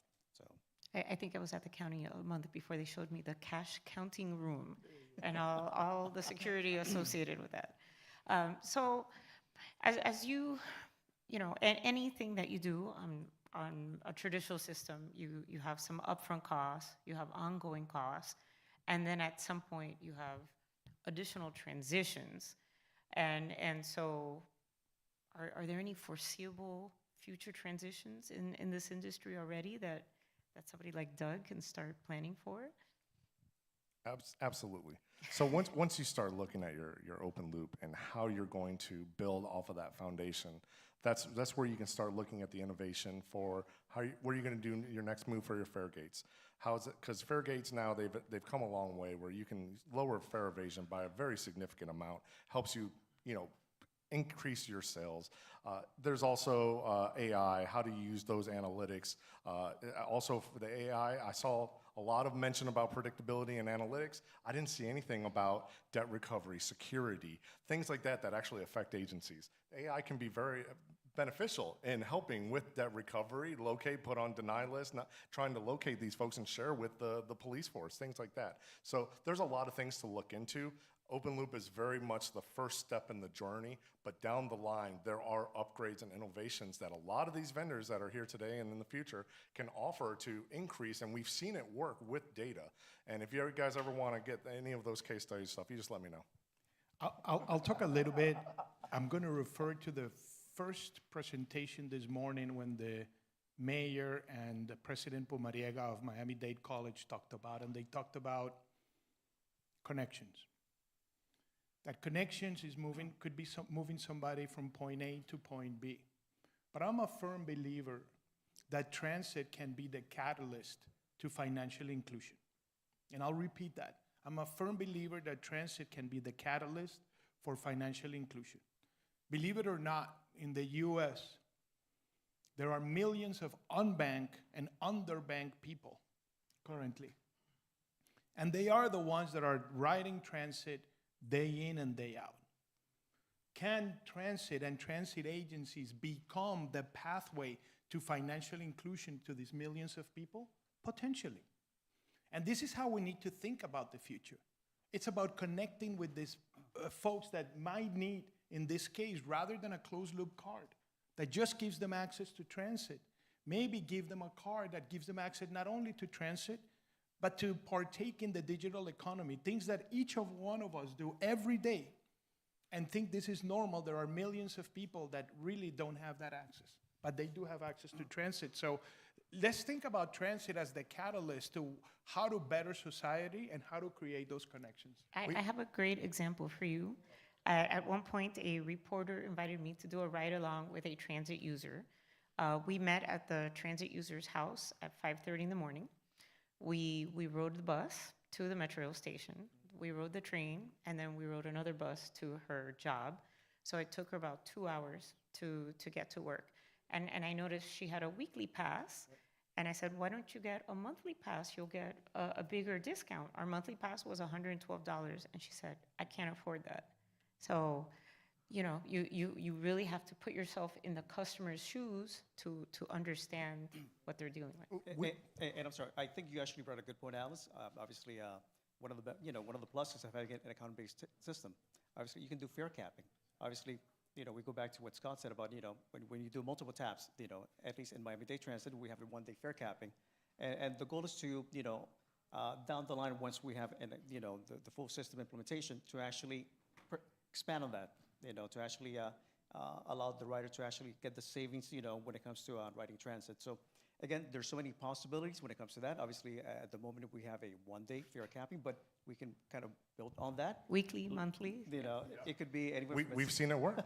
We've seen it work. It's in Correct. place in the Northeast. You can see weekly or monthly, and there's dollar amounts. So that's the question. How you want to do your fare capping? How does it work for your people? And that can help them. And we even started theory crafting to the financial inclusion. What if we were to have agencies somewhere down the line innovate, and they want to work on their own credit by issuing banks like ourselves to work with prepaid cards for their transition to open loop. There's ways to help underbanked and non-banked to become part of the evolution of banking and get them with a better credit score to provide them with funds and to help them for whatever dollar amount they have. So it can segue into that in the future. But first, we have to get this down. But the framework does lend itself for that. So that's the beauty of that. So maybe for Doug's benefit, can we provide some examples of a few cities that that went through this road and now they're reaping the benefits of the transition? I'm going to talk about an interesting project that we partnered with, and I'm going to go outside of the U.S. Because this was a national project where we work in Argentina. And the government of Argentina came to us and said, you know, we need to modernize our system. We need to provide a different way of paying to the 25 million riders. This is a country that generates about 8 billion annual trips combined of different transit systems. And we were able to help them innovate by bringing open loop to 27,000 buses, Metro of Buenos Aires, all the ferries, as well as microbuses. In addition, they saw the future and they said, rather than us continuing to issue this closed-loop card, we're going to issue a prepaid card to the 5 million riders that receive subsidies. What we're seeing is that the fraud on those subsidy cards have reduced dramatically, because now they know that the card that was given to Scott is for Scott. It's not for Scott, for John, for Mary, and for whoever, because that card, they would give it away. Now it's a financial instrument. So it can work even in countries that do not have the large budgets that we see in the US, with the right partnerships that we started in order to drive this transformation forward. No, it is not going to take 6 months. No, it is not going to take a year. They're planning on migrating 19.5 million closed-loop cards in the next 3 to 5 years.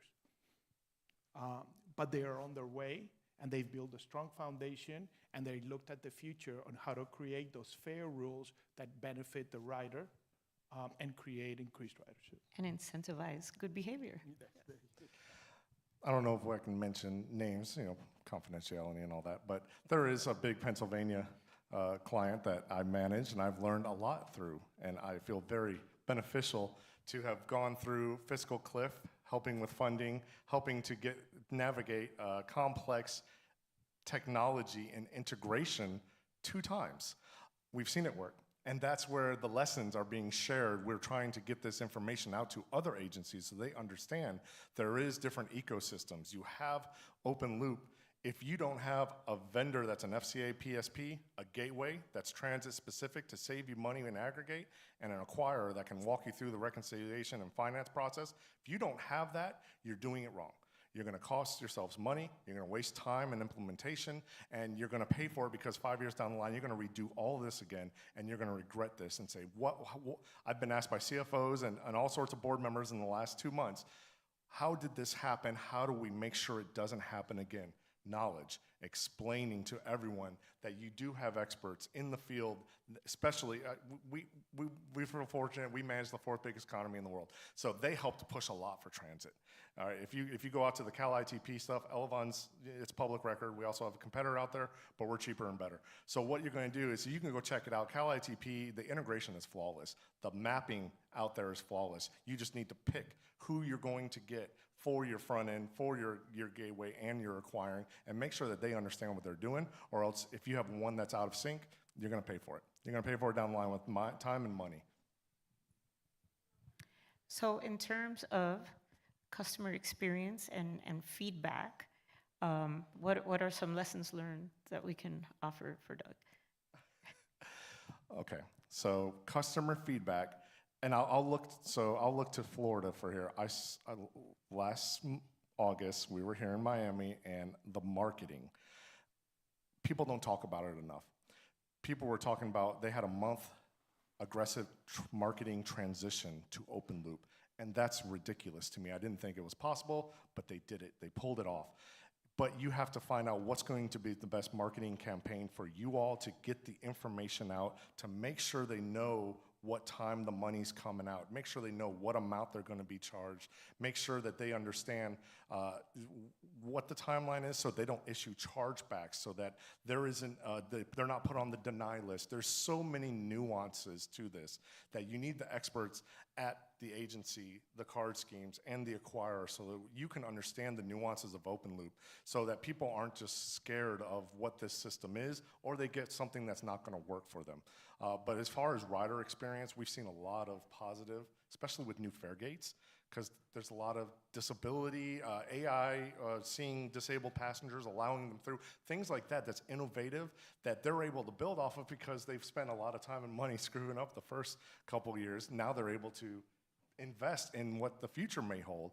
And it's interesting to see that proactivity and not so much reactive, because that's where you want agencies to be. What can you do now from the reactiveness so that you can be proactive and set you guys up for the future, for not just you all, but to also innovate, increase more lines. There's so much to it. I can't express it enough. Signage, signage, signage, and signage. I'll go back to what I started with my daughter and how she figured out how to pay in transit. If we make it easier for people to understand that they can pay with the device that they already have in their wallet, purse, or in their hand, they're going to use it. And they're going to ride transit, and they're going to ride more. Second, we have millions of tourists that come to Miami. And they are not leveraging transit because they don't know. Guys, I pulled data, and my legal team is going to yell at me, so if you're from legal, please cover your ears. Last month alone, there was, or this quarter, there were 130 different countries that transacted in the transit system in Miami-Dade County. So it's not about just the people here. It's about the millions of people that land at Miami International Airport and that they want an easier way to navigate in the city. So signage, signage, signage, and customer education will drive increases in ridership, not only for the domestic, but for your international travelers. Yeah, I'm going to agree. We can always obviously improve on the signage, obviously improve on the messaging, but I think one of the key points, obviously, we need to make sure that we have a simple message, that's universal, because one of the beauties of living in Miami, obviously, it's a global city. People are used to kind of like, coming back from wherever they're coming from. They get here, obviously, they have a system that obviously is perhaps contactless, so obviously they know how to use it. But so I think with respect to that, obviously, we need to kind of maybe take a look at our current messaging. How do we deliver it? It has to be multilingual. And again, the goal is not to ask them to go to the TVM or whatever the case, to use their own device that they have already. So QR code. And it can go to the language of the phone. I mean, tink, there you go. Yeah, Right. correct. Yeah. So, cybersecurity. Again, what does Doug need to prepare for here? And that's such a great question. And I think that when you move away from closed loop systems into open loop systems, you're leveraging years upon years and billions of dollars of investments that the card schemes have done to minimize cyber threats and fraud. So that when I say that is that you're not alone. When you're doing open loop, you have these card schemes that have been leveraging, and I saw the last panel, AI, before AI was cool, to create fraud patterns and identify this potential fraudulent cards. So you're not doing this alone, and I think that's what open loop brings to the table, is that you have partners now that are looking after cybersecurity and are looking at fraud for you, and you don't have to deal with that yourself. He's right. So I'm gonna segue off of it. So there's a lot that goes into it. So going from the legacy to open loop, not only are you getting the bank card that has a lot of security and fraud features, but you got the digital wallets, the Google Pay, the Apple Pays, all of those have enhanced security. So there's different types of processing. There's a virtual card and a physical card. If you do it on a phone, that's a DPAN. That's generated for that user. So it helps to limit the fraud from a cybersecurity aspect. It's a lot more secure. Then the closed loop systems, those could be breached. You could breach one closed loop, you got access to everything. When you do it with open loop, Then you enter my realm, PCI compliance. That's where we have to do with the PCI Council, make What sure. is PCI compliance? Please tell us, Scott. It's like asking me what chargebacks. This is a whole different animal of acquiring. So now you're going to open loop, and your finance team will have lovely discussions with me. PCI compliance, payment card industry. It's essentially making sure your transactions are the most secure. There's lots of ways they do it for any merchants. They can scan you. They have you do annual SAQs, self-assessment questionnaires. There's different levels of PCI, and the bigger the agency, the lower PCI level you are. But you're more secure once you get lower. So you guys would be big. You guys are going to be a level 1 PCI, but your transactions would be monitored by all the card schemes, by the PCI Council. There's a lot that goes into it. Whereas if you did the closed loop, it's essentially your own thing. Good luck. You know, if you get a breach, it's a problem. So you're entering a whole new avenue of security. The issue will be, what is your vendor on the front end? Who are they going to be connecting to for the framework? Is it going to be the traditional open loop, the retail mom and pop shop that you're not saving any money, or are you going to have a real FCA PSP riding the gateway? That's the card scheme network for transit, for cheap aggregation, into the acquirer. And that's where we are responsible for your chargebacks and your PCI compliance. So you need a knowledgeable acquirer like ourselves that are willing to invest and educate you and walk you through that. But they're our clients already, so it's on you all. So but we need to get the knowledge out to all the agencies. Whoever they do choose, they need to make sure they know what they're doing. Right. So Doug, on your 10-year journey thus far and what lays ahead, what type of internal infrastructure have you had to prepare, change, or plan for?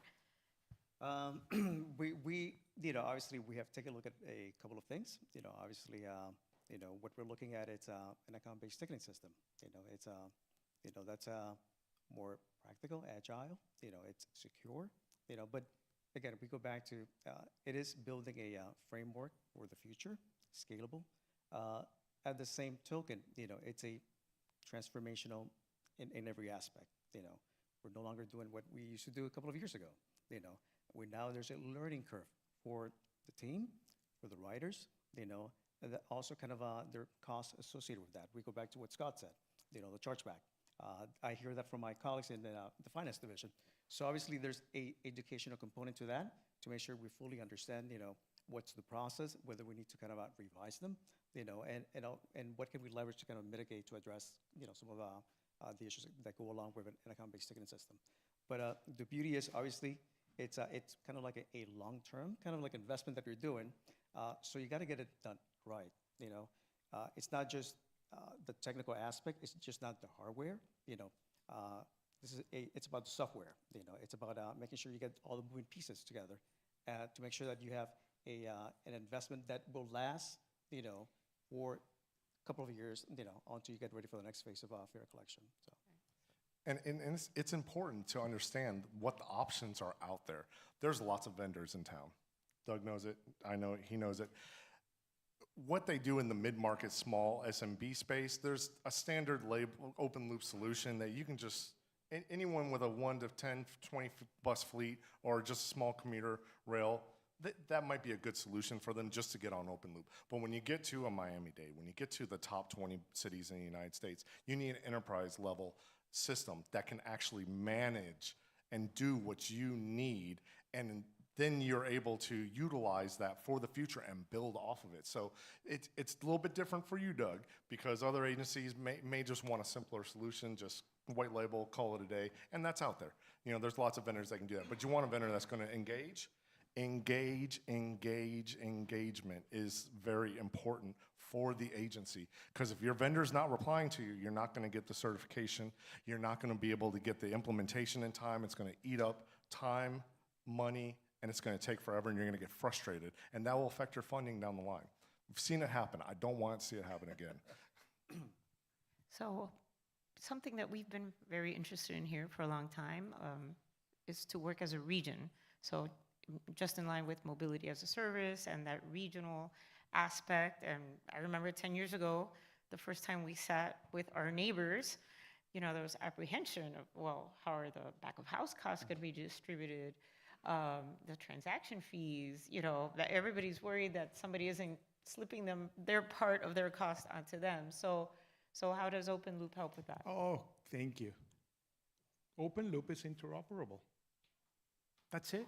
It's simple. Nothing else to do. It's interoperable. Broward implements open loop. Perfect. It will work.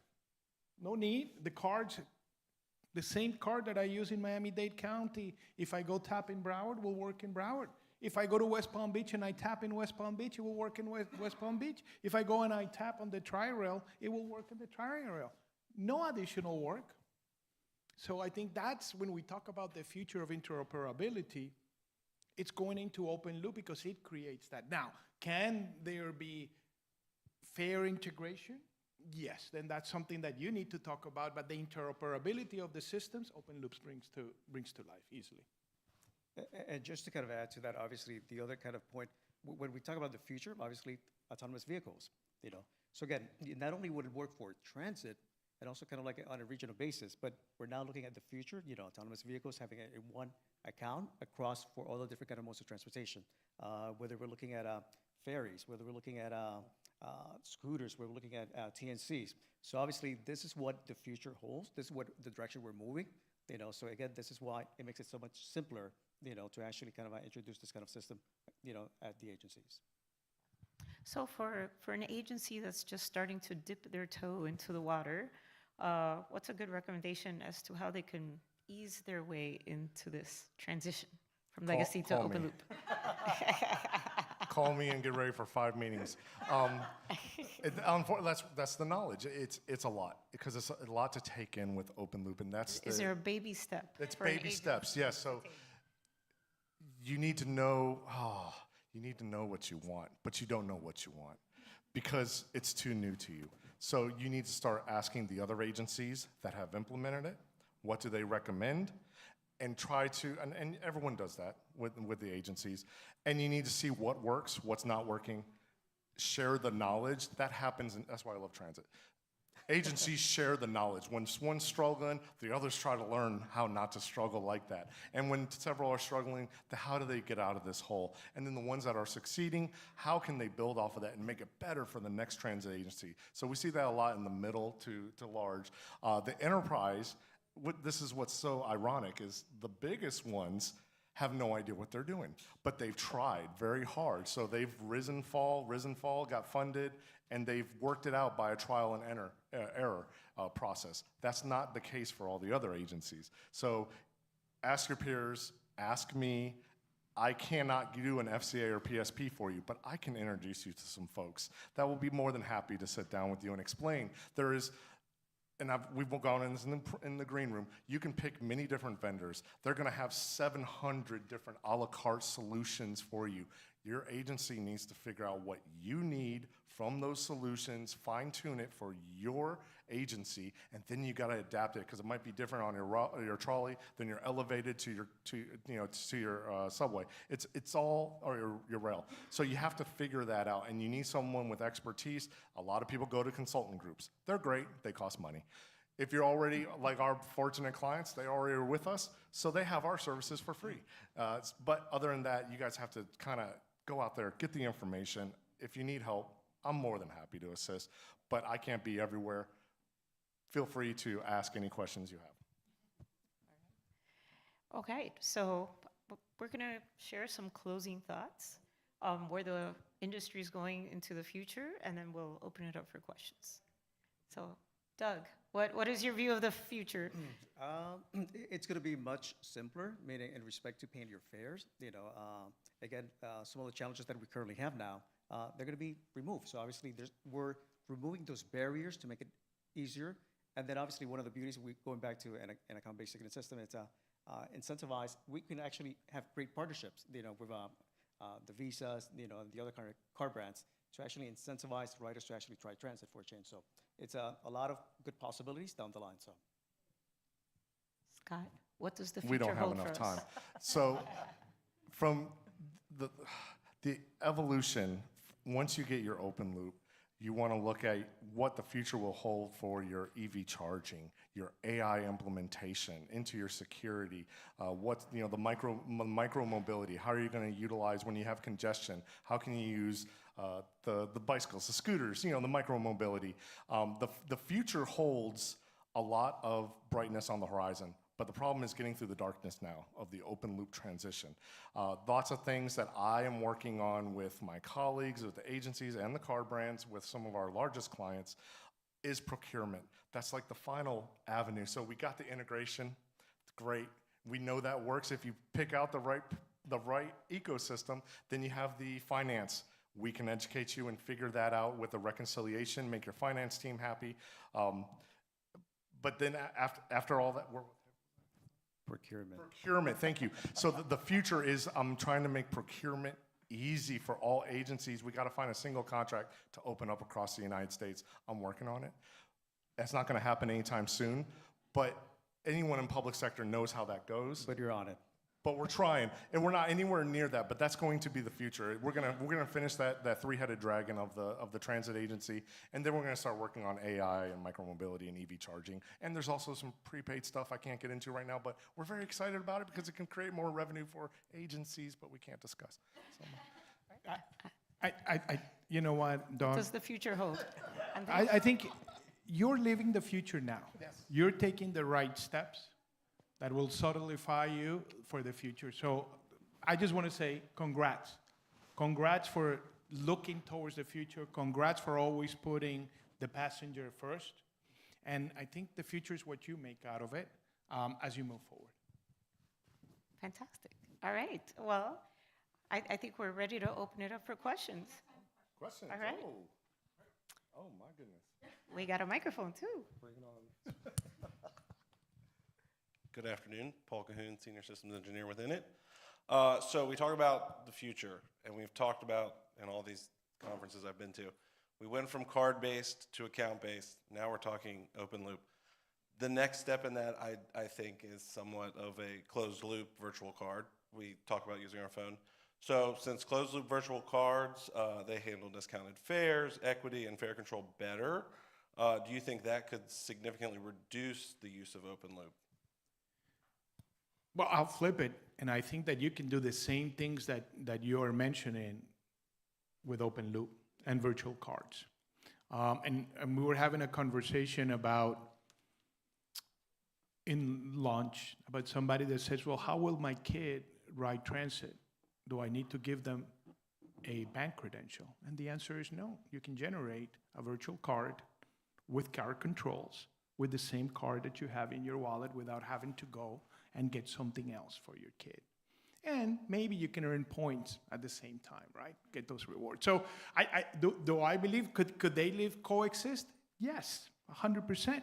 But you could do the same thing with the credentials that you currently have right now without having the extra expense of creating an additional system to support those closed-loop cards. Okay, I'm gonna have to speak here, Andres. It's gonna be difficult to get, and I'm gonna put on my bank hat, the issuer of the card. Okay, there's certain risk when it comes to prepaid. This is why I didn't want to talk about it, because there is a chance we could do something with an EMV prepaid for underbanked or non-banked, where they could access, hypothetical, the information could be at the ridership of the agency. We could do the issuing, but you have to have a know your customer. It's a KYC, it's a component, it's a risk assessment. There's two avenues that put that idea at jeopardy. KYC, if the agency wants to own it, great. If not, it's not gonna happen. No, you're not gonna find an issuer. Secondly, it's gonna be funding. I see you walking away, man. All right. If you don't have the money, no one's gonna do that idea, but thank you. He's running for his life. All right, next question. Hi, my name is Bridget Gazar. I'm with MRG. I have more of a comment. So, Andres, you had mentioned, you guys talked about communicating and messaging, and then you also mentioned more signage, and again, driving the point that, a lot of younger generations are stuck to their phone. So in addition to signage, I would also say research your consumers' marketing behaviors is extremely important because, like you mentioned, everybody's glued to their phone. So sometimes even signage doesn't necessarily work because they're not reading. The sign can be right here, and they're like this, and they're not reading, right? So I'm a big advocate for marketing, research, and knowing your consumer. Where are they getting their news from? Where are they seeing advertisements? And researching constantly because it's constantly changing. There's so many new strategies that are, evolving. There's podcasts, there's audio streaming, there's social media. There's so much out there. So just a comment, not necessarily a question. I love it. Yeah. And be where your customer is. Exactly. And send the right message to the right customer at the right time. And Exactly. I'll go back to my daughter. She would have never seen signage because she never went to the station. But if I would have put it on a TikTok story, she would have gone there immediately without her dad telling her. So completely agree with you. Yeah, and like you said, right, it's all about your phone and younger generations and what they are consuming. Sometimes it's, 30-second videos. Sometimes it's their favorite micro-influencer within the region, so. I'm going to throw CoMotion under the bus here because you could use, someone said earlier in that other session, they said the AI they're using is you can make a digital copy of your rider. And with that, do analytics. And how can we make this more accessible to that digital rider? So utilize AI as well. I think we're starting to do it at the bank. We're excited. We're way behind on everyone else. But I'm excited to use it. I can't wait to see what transit agencies and how can we use it from a marketing perspective with that digital copy to get the word out with the reel, with what other innovations are out there. And I'm open to it as well. I'd love to push any ideas with the bank because they're invested into it and so are the car brands. What do you think? Bree, thank you for your comment. Yeah. It's a point well taken, but to your point, yes, 100% agreement with you. Just like fare collection, everything constantly evolves. So obviously our marketing team is actually, just like you put it out, actually now working on different kind of campaigns to actually kind of like those niche markets to actually target and make sure that we reach those individuals. So point well taken. Awesome. Good point. We have a question here in the front. So I'm curious, how do you all see the future of open loop being impacted? How do you see the future of open loop being impacted by Google Transit Insights? You're not going to run out, right? You don't get rid of me that easy, sir.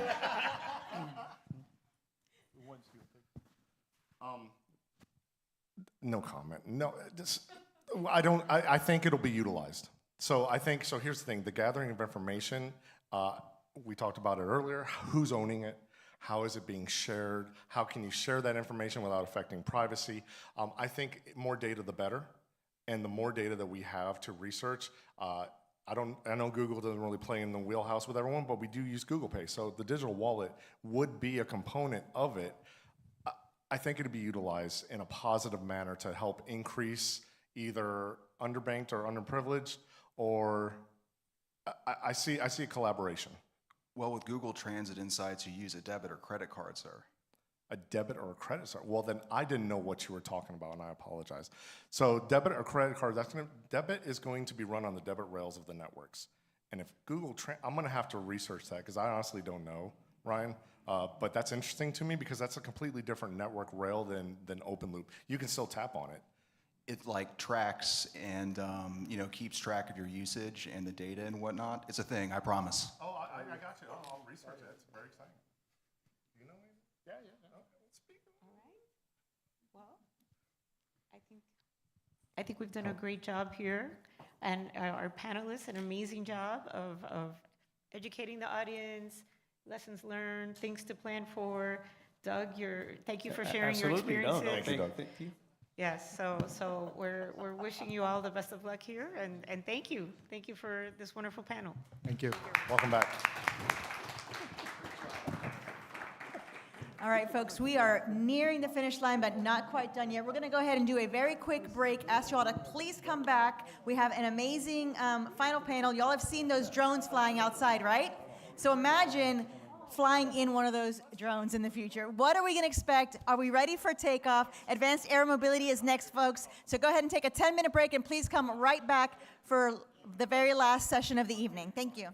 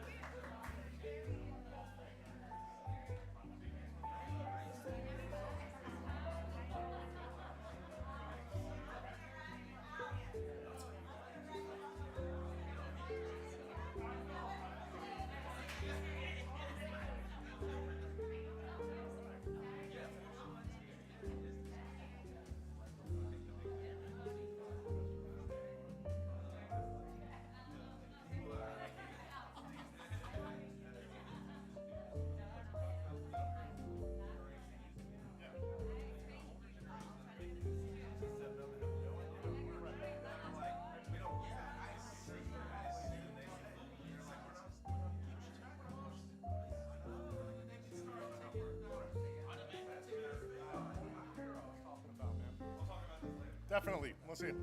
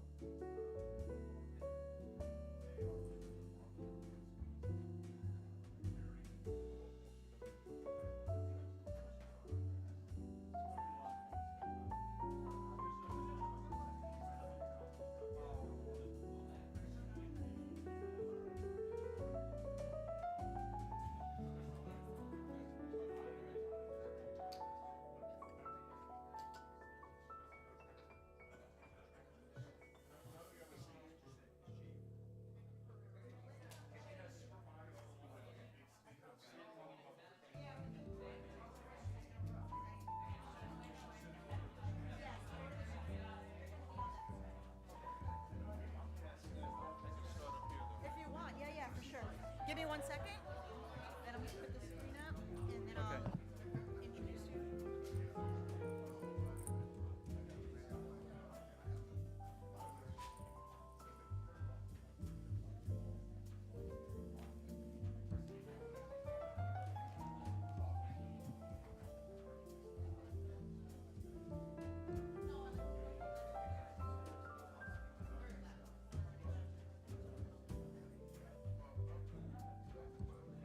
Okay, so here's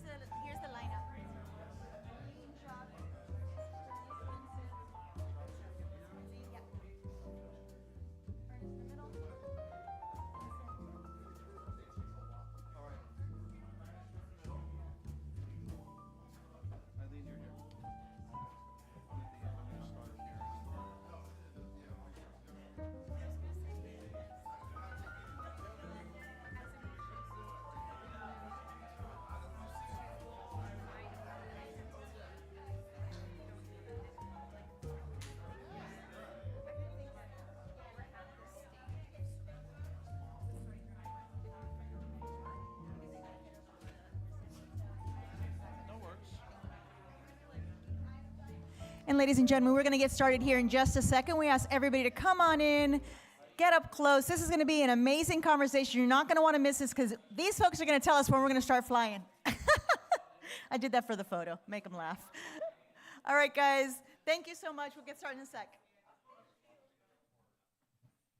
All right, ladies and gentlemen, I'm going to go ahead and introduce our panelist, our moderator, who really is going to be an interesting conversation. We've been talking about this literally for like years. The last, 5 CoMotions we've been talking about this probably. So Matt Doss is going to lead us through the conversation along with these amazing leaders to learn about advanced air mobility. Matt? Thank you, Vivian. Let's give it up for Vivian. What a great job you guys are doing.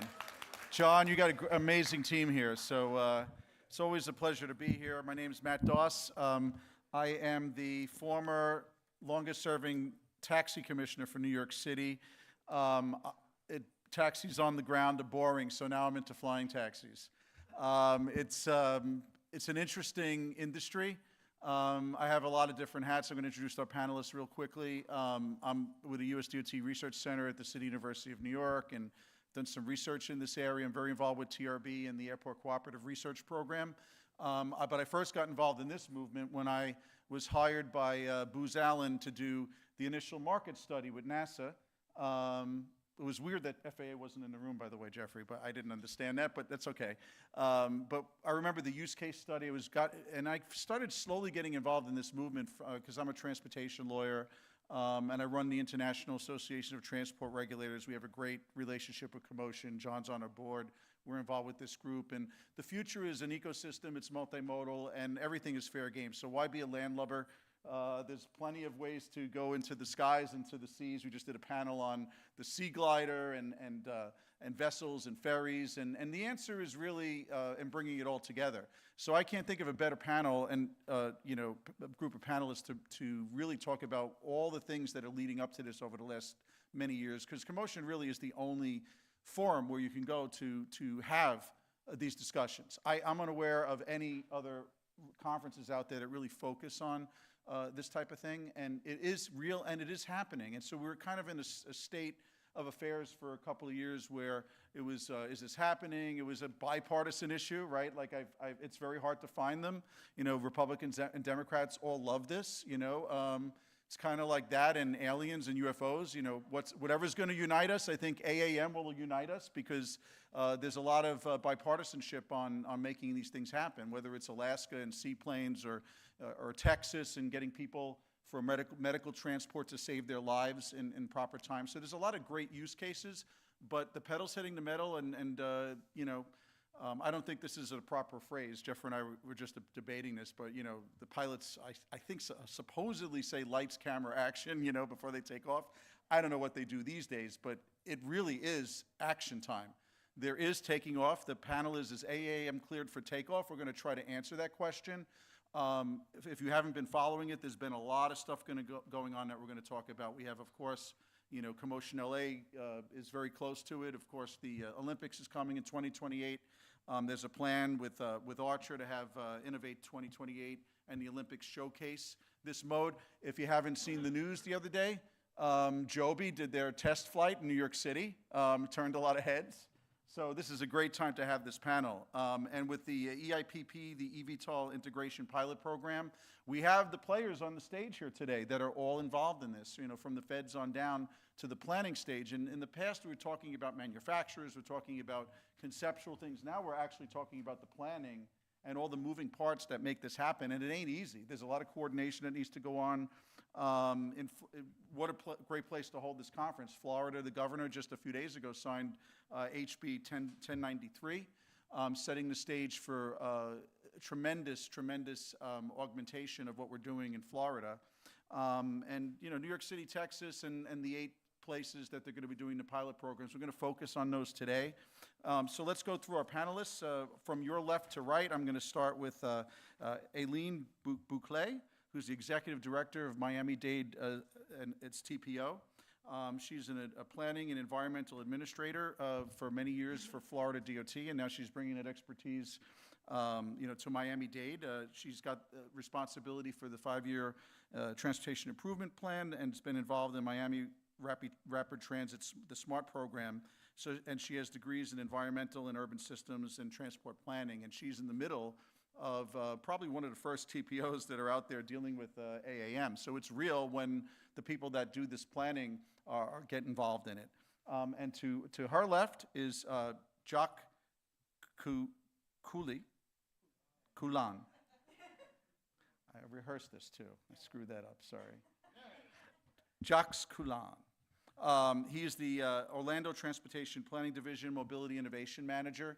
So Orlando is an interesting place to be. Like any Orlando native, he started out his career at Disney as a stilt walker.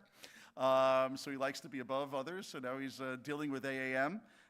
He leads the city efforts on AAM and AVs, and he's working through the city's growth plan. So it's exciting to see there's so much going on with Orlando and Lake Nona and the innovation hubs that are over there.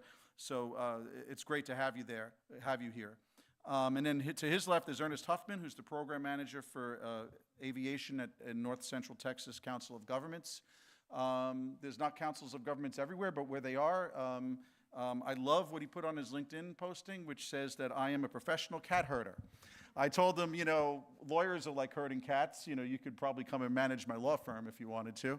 But it's true. Like you're basically with the governance issues that we have and all the government, the layers of government, getting something like this off the ground and into the air really involves a lot of coordination. He's in the middle of it. He's got experience doing the modernization project in Chicago O'Hare, and now he's in Texas with 42 plus years of aviation experience, and I believe, you know, Texas is involved with, I'm sorry, consulting experience? No, oh, I'm sorry, I mixed up your bio with Jeffrey. I'm sorry, I mixed you up with Jeffrey. You have at least 40 years of experience, don't you, in general? Okay, you look good. I have a good plastic surgeon, but you don't need it. You need the help. Last but not least, we have Jeffrey Vincent, who's the regional administrator for the Southern region for the FAA. You know, the FAA is the big boss here. I mean, the background, I can't even read his resume. It's so darn long, but he's the one with the 40 years of air traffic control experience, starting out in the Army, running major projects and responsibilities for the FAA over the years. He was the vice president for the Air Traffic Organization, the ATO. That's the FAA's safety and training mechanism with 18,000 employees under his watch. He really understands from the ground up aviation, air traffic control, and how it all works. He was the executive director for the Unmanned Aircraft Systems Integration Office at FAA and also the Office of Accident Investigation Prevention. So he's been involved with the government for a very, very long time. And and I'm glad that we convinced you not to wear your tie here today because no ties are allowed at CoMotion. But this is a great panel who's going to talk about some of the issues that really are important to making this scale and to making it reality. And once you start seeing it in the skies, when you see it in the media, it is real, it is here, and it's nice to see the states actually get in on the action. You know, because for a while it was really just the feds, and it was talking about, is Congress going to act? Are they going to fund things? Are we going to build vertiports? Who's going to pay for them? Now we actually have states like Florida and others taking action to try to get in on it right now because they see that there's something here. So it's going to be a great panel. We're going to start by going through you know, five minutes or so of each person talking a little bit about their background and hopefully correcting my errors, Ernest, about their experience. And then we're going to go into some Q&A up here, and then we're going to talk to the audience. So Eileen, why don't we start with you?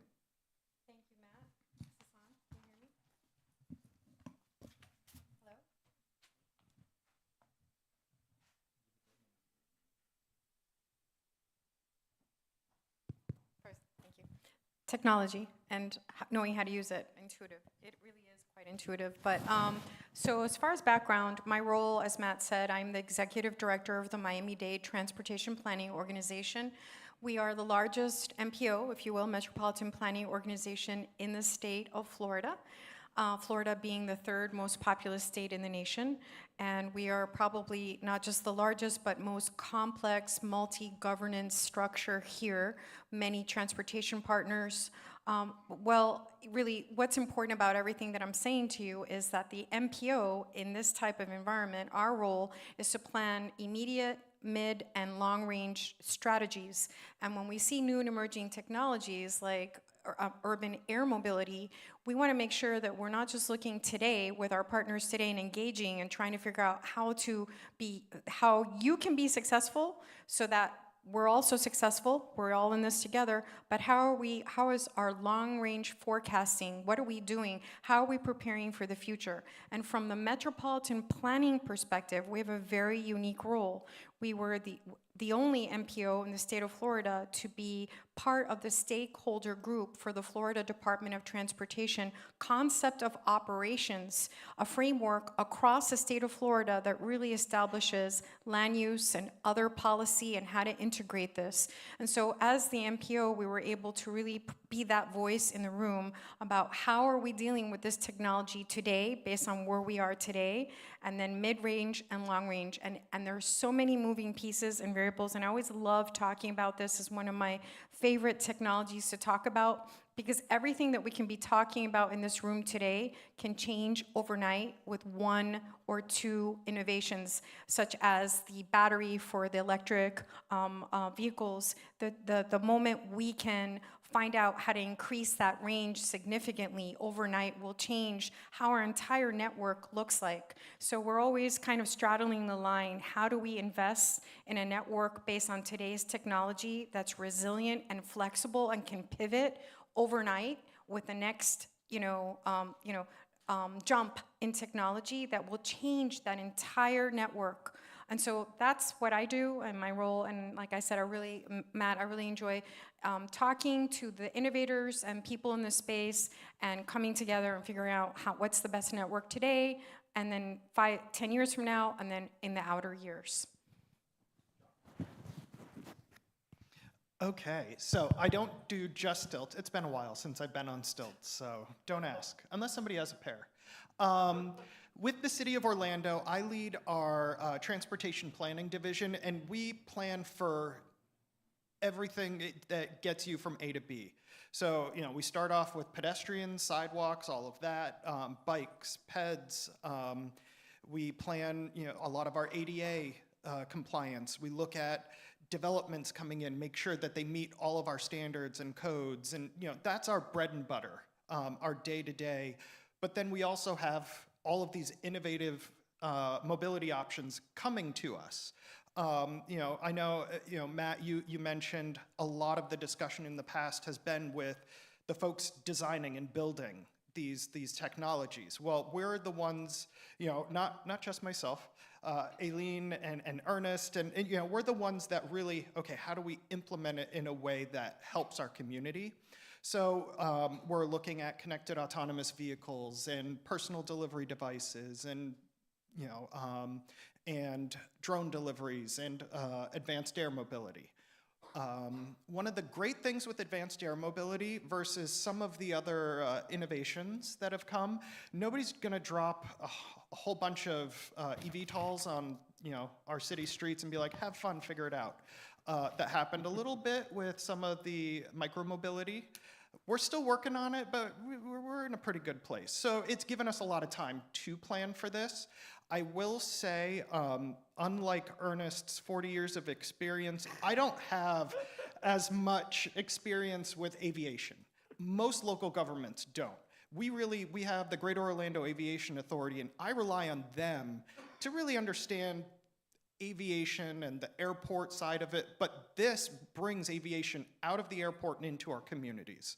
So we've really had to start working with our partners, leaning on a lot of the operators and folks coming up with the technologies, as well as FAA and the Florida Department of Transportation to get an understanding.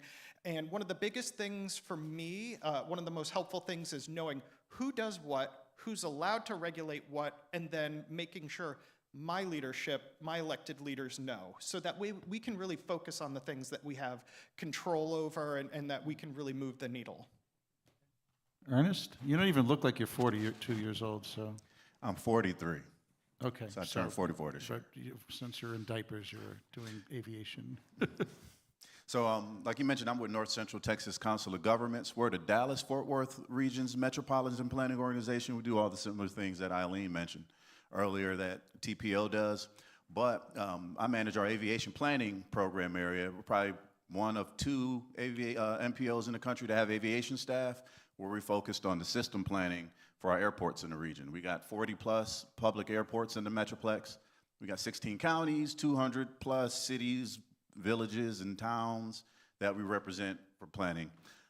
We've been in the DFW area, been dealing with advanced air mobility for a while now. I want to say probably since 2018 or so, when Uber announced their Elevate business plan, and they announced their headquarters downtown Dallas. They even had a ribbon cutting, and then 2 weeks after that, that vertical dissolved from Uber. So our Metroplex has been dealing and talking about advanced air mobility integration since 2018.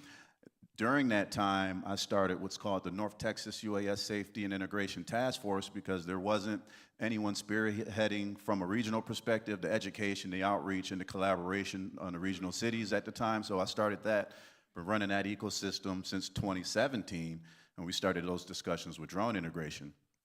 And since 2017, we've been leading conversations in the Metroplex with folks from around the world every month on that particular call.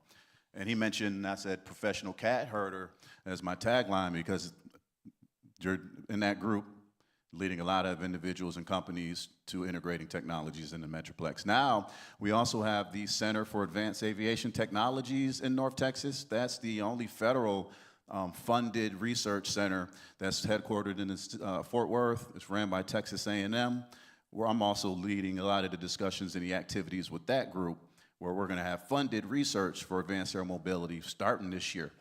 We're going to talk EIPP in a minute, but I'm leading our North Texas vertical on the EIPP, where we have 14 different nodes for advanced air mobility operation, 11 of it airports, 3 vertiports, all primed to do advanced air mobility flights sometime this year and next.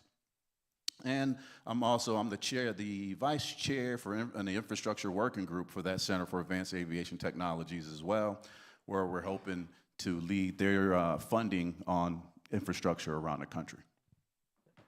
Jeffrey? Thank you. Now that you've made me officially feel old. You don't look it. You're not, brother. You're not. But I will say,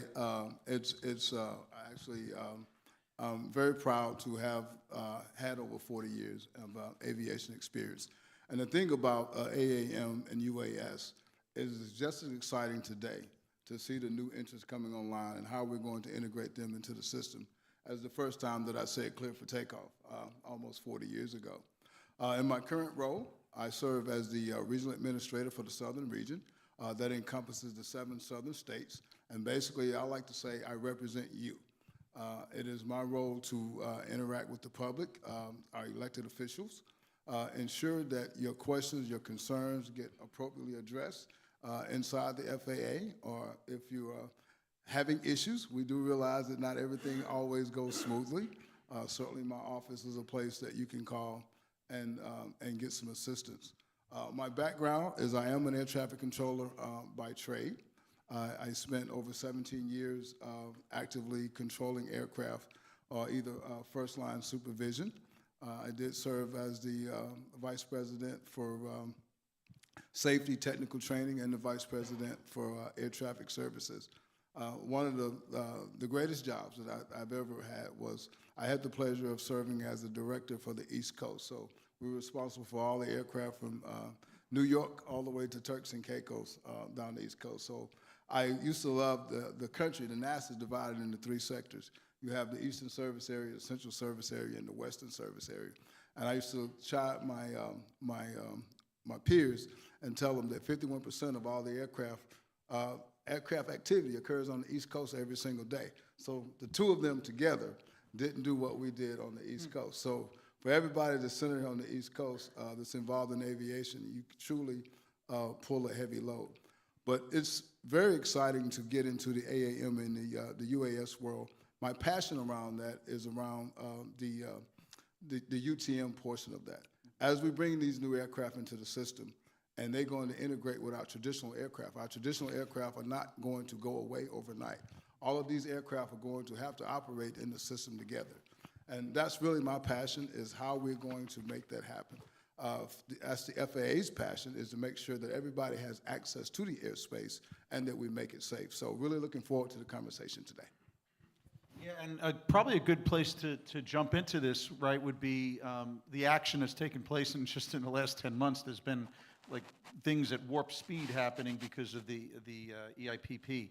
So maybe we could, Jeffrey and Ernest, maybe we could start with both of you talking about what it is and what it isn't. You know, there's not certifications G2 going on, but there are pilot programs. It is a pilot program integration, and clearly the intent of the program, from what I could see, is to get the planning folks involved at the local level, right? So maybe, Jeff, we could talk a little bit about what the intent was with the president, FAA, USDOT, and then maybe, you know, Ernest, we could just talk a little bit about how that has sped up what you're doing and made your role very important very, very quickly in this space. Well, the president clearly gave us a mandate with the executive order that he wants the United States to dominate UAS and AAM technology. I think that was demonstrated back in September when Secretary Duffy rolled out the EIPP plan. The intent around the EIPP is to make sure that we partner with industry and work together and collaborate with industry to learn by doing. You know, as you build a regulatory framework, you don't want to build regulations that are cumbersome, are burdensome, hard to get through. You want to build regulations going to enable operations in order and allow people to thrive. So by partnering with the private sector, as we build that regulatory framework, you can ensure that you're building regulations that are meaningful and that you're building a safe system. So that's the whole point behind it, is to collaborate with industry and learn by doing as you build a regulatory framework.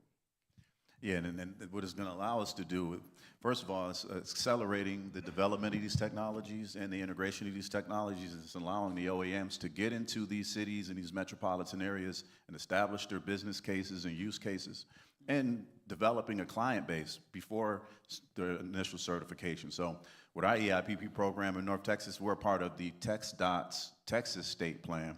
But with the North Texas plan, we have a non-prescriptive way we're going about it, where we're not prescribing what routes, we're not prescribing what use cases folks are using. We're letting them get in there and see what they can get done based on what's on the ground. So we have numerous partners in terms of air cargo folks, medical delivery folks, EMS, public safety folks, in airports, online, waiting for these eVTOLs to come to town, so we can see how we can actually officially use them, not on paper, but in practical ways. So with the EIPP, it allows for that. It allows for them to do flights in rural areas, in the metropolitan areas without the certification, obviously with safety in mind.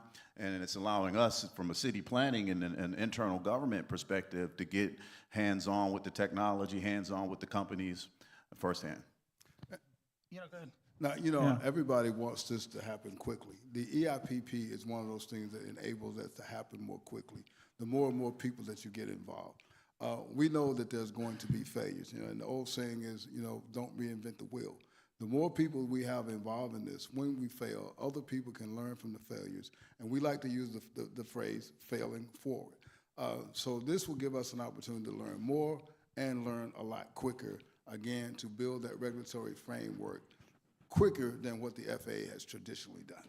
And this, you know, there is a data analysis component. I mean, if I read the EIPP correctly, it's a series of pilot programs where there's going to be data and studies and analysis. So maybe we could just jump ahead and talk a little bit about that. You know, what is expected? What is the federal government expecting? And what are some of the planning partners looking to do in terms of the type of data being collected? What type of studies? I can tell you that I don't think there's enough studies in this area. The ACRP, the Transportation Research Board, that just, there's plenty of studies on generic aviation and commercial aviation, but in this area, how big of a part of this EIPP is the data and the studies and who's doing them? And maybe we could talk to some of the planners and just go right on down the line. So, you know, Jock, Ernest, Eileen, maybe we could touch on that? I'll touch on some of the efforts that are taking place. So I want to really acknowledge the Florida Department of Transportation, because Florida is one of the 8 partners with FAA for this pilot, which stands for Integration Pilot Program for eVTOLs and for AAM. So we, in the state of Florida, we have a like a testing center, if you will, called SunTrex, which I believe most of you are familiar with, where we have tested new and emerging technology over decades, primarily roadway technology, primarily our SunPass technology and other technologies, connected and autonomous vehicle, and we are now using that to test eVTOLs. And we have, if you go online to the Florida Department of Transportation, to their test site, SunTrex, you'll see a phase 1 and phase 2 implementation for pilot. We have actual routes that we've identified, and so we're really doing a lot of the testing. And I agree with you, Matt. There's not a lot of studies in this area, not on public sector side. So I feel like these type of efforts that Ernest and I are engaged, or at least assisting with, are things that will bring data to FAA, for FAA to really solidify the regulations and the policies to help advance or accelerate the advancement of this technology. Jacques? Yeah, and I'll say outside of the EIPP, so in the state of Florida, FDOT is very much taking that lead, working with Tampa, so Tampa Airport, Orlando, Daytona Beach, Embry-Riddle, and really looking at that I-4 corridor. But while the city isn't a direct part of that EIPP, we still feel it's a very big part of our goal. We're not building the infrastructure right now, but what we are providing is a lot of insight to potential operators, you mentioned TRB, looking at some of those studies, providing insight of, okay, what would be valuable for a city to know? What would not be valuable? As you're doing, research for research's sake is not valuable to us. It's what can we take from that and then either change policy, make different decisions in land use, in zoning, in just understanding those compatibility issues. So for us, it's really a lot of collaboration, even outside the EIPP. I will say, and I pulled it up on my phone because I didn't want to get it wrong. So the TRB has a symposium on aviation innovation and research. And based off of our discussions earlier this year, a big focus is advanced air mobility. And so that's in June in Ohio. And because, as you mentioned, there's not a lot of great research. And now aircraft are starting to go through much farther into the certification process. Folks are really understanding, okay, this is how they're going to operate. So we're able to get more real life data.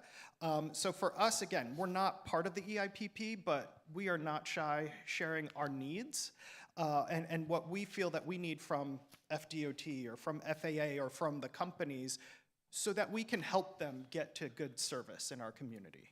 And Ernest, you said that there's something already going on with universities in Texas. Are you already engaged with them on any studies as you plan this through?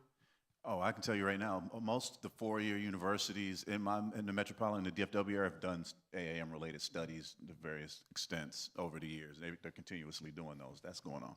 That Center for Advanced Aviation Technologies will be having studies done and research done. There's currently some being done now, but we'll have maybe 8 to 10 different studies and research projects ongoing at any given time in a year, and they can be practical studies where we'll have flights, and they can be on-the-ground studies where we're doing surveys and research with the public, that kind of jazz. That's going on right now in North Texas. In terms of your original question in data, in the EIPP, we're still negotiating with the FAA and finalizing our OTA agreements, and that will spell out the exact data that they're going to be looking for, so I couldn't tell you the exact type of data. But what we're looking to see is performance data on these aircraft. We see what's marketed from the OEMs, but I haven't seen it in practice. So we want to know how the batteries perform. We want to know how the charging infrastructure performs on a hot day. We want to know how it performs on a cold day. We want to know the real range of these aircraft, real payloads. How do the FBOs interact with them? Security measures on airfield. That kind of stuff we're going to get to with the EIPP. And the OTA agreement, I mean, the data that you're getting, is it going to become public? Is it going to result in a federal study? What's the protocol, Jeffrey, in terms of how you're interacting with the various players in the pilot program? So the real purpose of the pilot program, and I think it was mentioned a couple times there about doing research. This is not about doing research for research's sake. We all know that you can do research in a controlled environment and you can collect reams and reams and reams of data. This is about doing things in the real world to see if it works and make a decision if it works. So that's what the data is going to be used for. This is interacting in the real world to see whether those use cases, are they effective? Are they actually real use cases? How does the aircraft perform? It is about I would say, a real life lab environment. And that's what the data is going to be used for, is to make those decisions, to make decisions quickly. That's how the U.S. is going to dominate this environment, is to be able to have information readily at our fingertips, and that's what the IPP does. It lets us play in a real world lab environment. It's very Trump-like, the word dominance. I love it. It really is. It's you know, the executive order says unleashing, very Trump-like, unleashing American drone dominance. I love it. That was one of the drone orders that he signed. So I love That's the a Ted word. Cruz. That's a Ted Cruz deal. What's that? The entire Is AM that thing a Ted Cruz thing? Put Ted Cruz's name next to The that. Republican thing. I love it though. It kind of just puts it in words of action, you know. And I think when it comes to what ultimately FAA is going to be looking at in terms of those policy-directed research questions, do we have other policies besides safety we're looking at, like affordability and multimodal integration, or is this mostly about the different use cases for the 8 pilots? We're going to be looking at the things that were identified there, more on the safety. How did it work? Did all the things that were being done, was it expected? Are we all going beyond that? Because that is, from what I said, that's a big issue. The one complaint that I hear about all of this is this going to end up being another fancy thing to the Hamptons in New York? And are regular people going to be able to afford this service eventually? That was one of the things that we spoke about in the Booz Allen study, and it really focused on medical transport and things like that. But it's still kind of an open question in a lot of people's minds. Is that something that's on the table? Is this more like, you know, project operations-oriented data collecting and research? For the FAA, our focus is strictly around safety. You talk about public accessibility or public acceptance and those types of things. What we want to do is ensure that when the public gets on an aircraft, just like they get on any other aircraft that the FAA has certified, that they have reasonable assurance that that aircraft is safe. Whether that aircraft is going to be a 55-pound drone, or whether that aircraft is going to be a 4-passenger AAM or a cargo-carrying AAM. What we're looking for is ensuring that the public is getting on a safe vehicle, or it's a safe vehicle that's operating in the NAS. That's our focus. And, Can I add to that from the local MPO, Metropolitan Planning Organization view? We are, in our transportation plan, our focus is the workforce commute, the everyday workforce commute, our residential, our 3 million residents in Miami-Dade and our 6 million plus in our region. So we want to know how this technology is going to expand mobility for our everyday workforce corridors and commute. Yes, we want to also know how that might serve specialized transportation needs, major events, other kinds of things. But ultimately, in our plans, we want to see how that's going to expand our network and our choices for that workday, that workforce commute. That's where our congestion is. That's what's holding back. Really, our economy, if you think about it, is transportation is the backbone of our economy. So anything we can do that's on the plus side, that alleviates congestion, that opens up freight and logistics. Miami is the first and last mile for freight and logistics. We have the port, major port, airport. And so anything that helps us is a gain. So yeah, we're interested, and it may be that this technology may not be for the masses initially. That's not a decision for the local MPO, but when we look at this technology, that's how we want to plan and integrate, and that's how we're focusing our efforts. You know, that leads right into the question of public acceptance. You know, seeing is believing. You know, the AVs are having this issue right now too, right? Like the automated vehicle companies, you know, when I first started going to, you know, the Scottsdale, Phoenix area, when it was very new, or San Francisco, it was weird to people. And then I went back a few years later and held a conference there, and it was like, oh yeah, that's a Waymo, no big deal. People got used to it, they're using it, they're scaling it. That's why I thought the whole flyover with Joby was really important in New York. Like, for people to see it is important. And there's media, and you could study that all you want, but at the end of the day, if it ain't safe, it's not going to be accepted, right? I think that's kind of like your point, right, Jeffrey? So how are we going to get public acceptance? If it works, it's safe, or is it safe and it works, is it going to be accepted? Is it a chicken and egg Can thing? I have a one-word response? Transparency. I Okay. defer to FAA. I defer to the innovators and the developers on private sector for this to come and demonstrate that. But from public sector, from us, outreach is going to be significant. But we have to be transparent with the public. So it is what it is, whatever the state of it is, and we defer to FAA for their certification and bring the data out. Yeah, to piggyback on that, it is not, you know, you might not be saying this exactly, but it's not our job to sell this to the public, to really say, no, this is a great thing, we should have AAM in every neighborhood, those types of things. But it is our job, exactly as Aileen mentioned, to be that conduit to the public. You know, we don't anticipate FAA is going to go to every single community. That's not, you know, how they operate. We do anticipate, and Jeffrey, thank you for bringing this up, that you're going to make sure it's safe. That the operators, the aircraft have gone through the right certifications with FAA, that safety side from a network is really being looked at, because that's not a local government's expertise. I'm good at flying in a plane, not understanding how they fly. But we will make sure that and to back up, I have not trouble, but a little hesitation when we say public acceptance, because that almost says you must accept this. And it's more about the being transparent, giving folks information.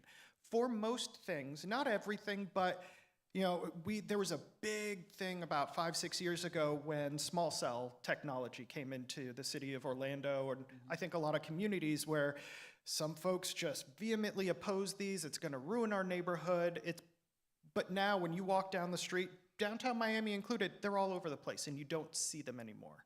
That's the same with a lot of technological innovations. For scooters, same thing. When you walk around, Brickell, you might see a lot of personal delivery devices, the little robots. The robots, yes. Yeah. And, you know. Some viral Instagram stuff Yeah. I've been seeing where people are like kicking them and stuff. Yeah, and you look at some communities, I'm not saying everywhere, but when I've talked to folks in Chicago or Austin, there's like a week or two where people do things, or drunk people always do different things, but then it just kind of becomes normal. It's there, and it just becomes part of the ecosystem or your environment.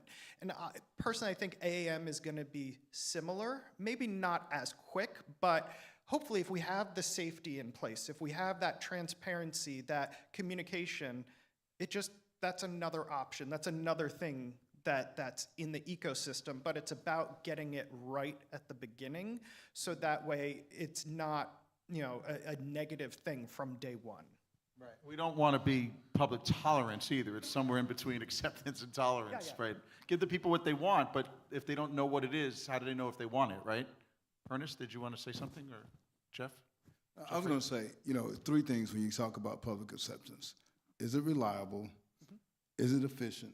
And is it safe? I was on a panel about a year ago with an airline executive, and you being from New York will appreciate this. And he says, the biggest impediment or roadblock to my on-time departures and arrival every day in New York, it's not air traffic control, it's not weather, it's the LIE. How do I get people down the Long Island Expressway to the airport? That's my biggest impediment, is the traffic. So I think if you provide people with a safe form of transportation and a reliable form of transportation, and it's affordable, they will use it. I just recently moved from Washington, D.C. I lived in Dumfries, and I worked in D.C., It was 30 miles. It was $35 to take the express lanes each way to work. It was a $70 commute for me to drive my car. Now, that was pretty outrageously expensive. And that's our function. The industry's in its infancy. They're not certified aircraft yet. They're not commercialized to fly. They're not making money right now. So it's hard to get in front of the public and get their opinion on something they haven't seen. But what we do is condition them and educate them and show them, what's to come. And hopefully when it does come, they'll be aware of it. And that's that transparency piece. It's just not popping up in their neighborhoods like the scooters did. From a planning perspective, how much is it on your radar screen right now, the whole concept of multimodal connections and governance? Is this something that's being discussed? Because you know, there's that famous situation before Joby was, bought Blade, the helicopters in New York. You know, they were touting how they can get you to the airport in 5 minutes or 7 minutes, and that's true. The Joby were touting how they can get you to the airport in 5 minutes or 7 minutes, and that's true. The Joby, I think, took 7 minutes to get from JFK the other day or something like that. But then there was a Daily News reporter, I think, that went and said, "Let me figure out how quickly I can get to the airport." And it was a 40-minute trip across town in an Uber to get to the heliport. So to what extent are you thinking about who's going to use it, where? And how is it going to integrate with other forms of transit? It's a unique Manhattan problem, but I imagine down here in Florida and in Texas that it's also something that I thought you'd be thinking about. Is that part of your planning process right now? Yes, and we think about this quite a bit. That's an excellent point, an excellent question, because in the earlier stages, we have a study. It's published. It's on our website, Miami-Dade We went and studied the application of AAM in our network. And what the feedback we got from the industry was that the greatest thing about this is that you can put vertiports in different areas that get you to these major destinations, and really that's going to change the way you're moving. My concern is that first last mile connection, because do we have the infrastructure in place, and am I planning for it? Have I even set aside funds or any hierarchy of prioritization for the network, the ground network around these vertiports that we're looking at placing? And again, technology can change, the range can change overnight, and then the trip that you think you're planning for that might be from Miami or Orlando can be from Miami to New York. We don't know. So, for us, we want to make sure we're investing in the ground network around the vertiports in a way that's sustainable. And right now, some of the locations are not in areas where it is sustainable. This is not where we had envisioned in our long-range plan and planned for 30 years or 20 years or 10 years ago. So we don't have that infrastructure. And do we have the funding for it? Are we set up for it? We think about these things, but I will tell you this, we're pretty adaptable. The long-range plan is a living document. It can change at any moment. We're always looking for new and emerging technologies. And I will tell you that in the aftermath of our pandemic, when we updated our long-range transportation plan, we permanently included in our traffic model a certain category of the workforce commute that is telecommuting at any given day. We embrace the technology of telecommuting, and it's part of our actual model. And based on that, we are shifting and we're looking at the way our facilities are being used, how transit is being used, and we're trying to align our investment, our limited public dollars, to flow with this new integrated technology. So I have hope that we can be as flexible and pivot a certain % of our population adopting this type of technology and what that does to the network. So I can move funds around to areas that actually need it, that was never forecasted before this showed up. I don't know if that makes sense, but that's basically the kind of things we think about at night and how we're making sure we're planning for the future. It does, and Jacques, you have a massive job over there because of the growth in Orlando. There's just so many people going there, flying there. It's getting more populated by the day. So how is this factoring into your role? Well, for Orlando, just like any city, the fundamentals aren't that much different to get from A to B. You need either a good sidewalk to walk, you need a good road to drive, and you need good equipment and signals, all of that to connect it. So whether that we are improving a sidewalk for somebody who's walking or, from a vertiport or somebody who's just walking to go to the store, it's still a good piece of infrastructure. Same with a lot of our roadway improvements. Signals, pavement marking, signs, it works for me, it works for a Waymo, it works. So a lot of those fundamentals are the same.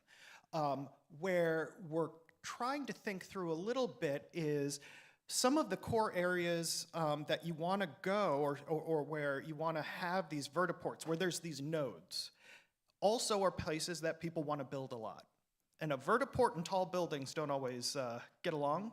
And so understanding we might not want a vertiport right in the middle of downtown Orlando, because to us, it's much more valuable for the people than it is for just some aircraft.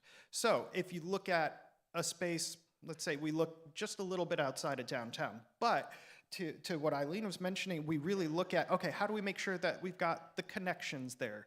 Either start planning and setting aside funds for that, or room. Sometimes just making sure we have room available for some of those future connections is a big part.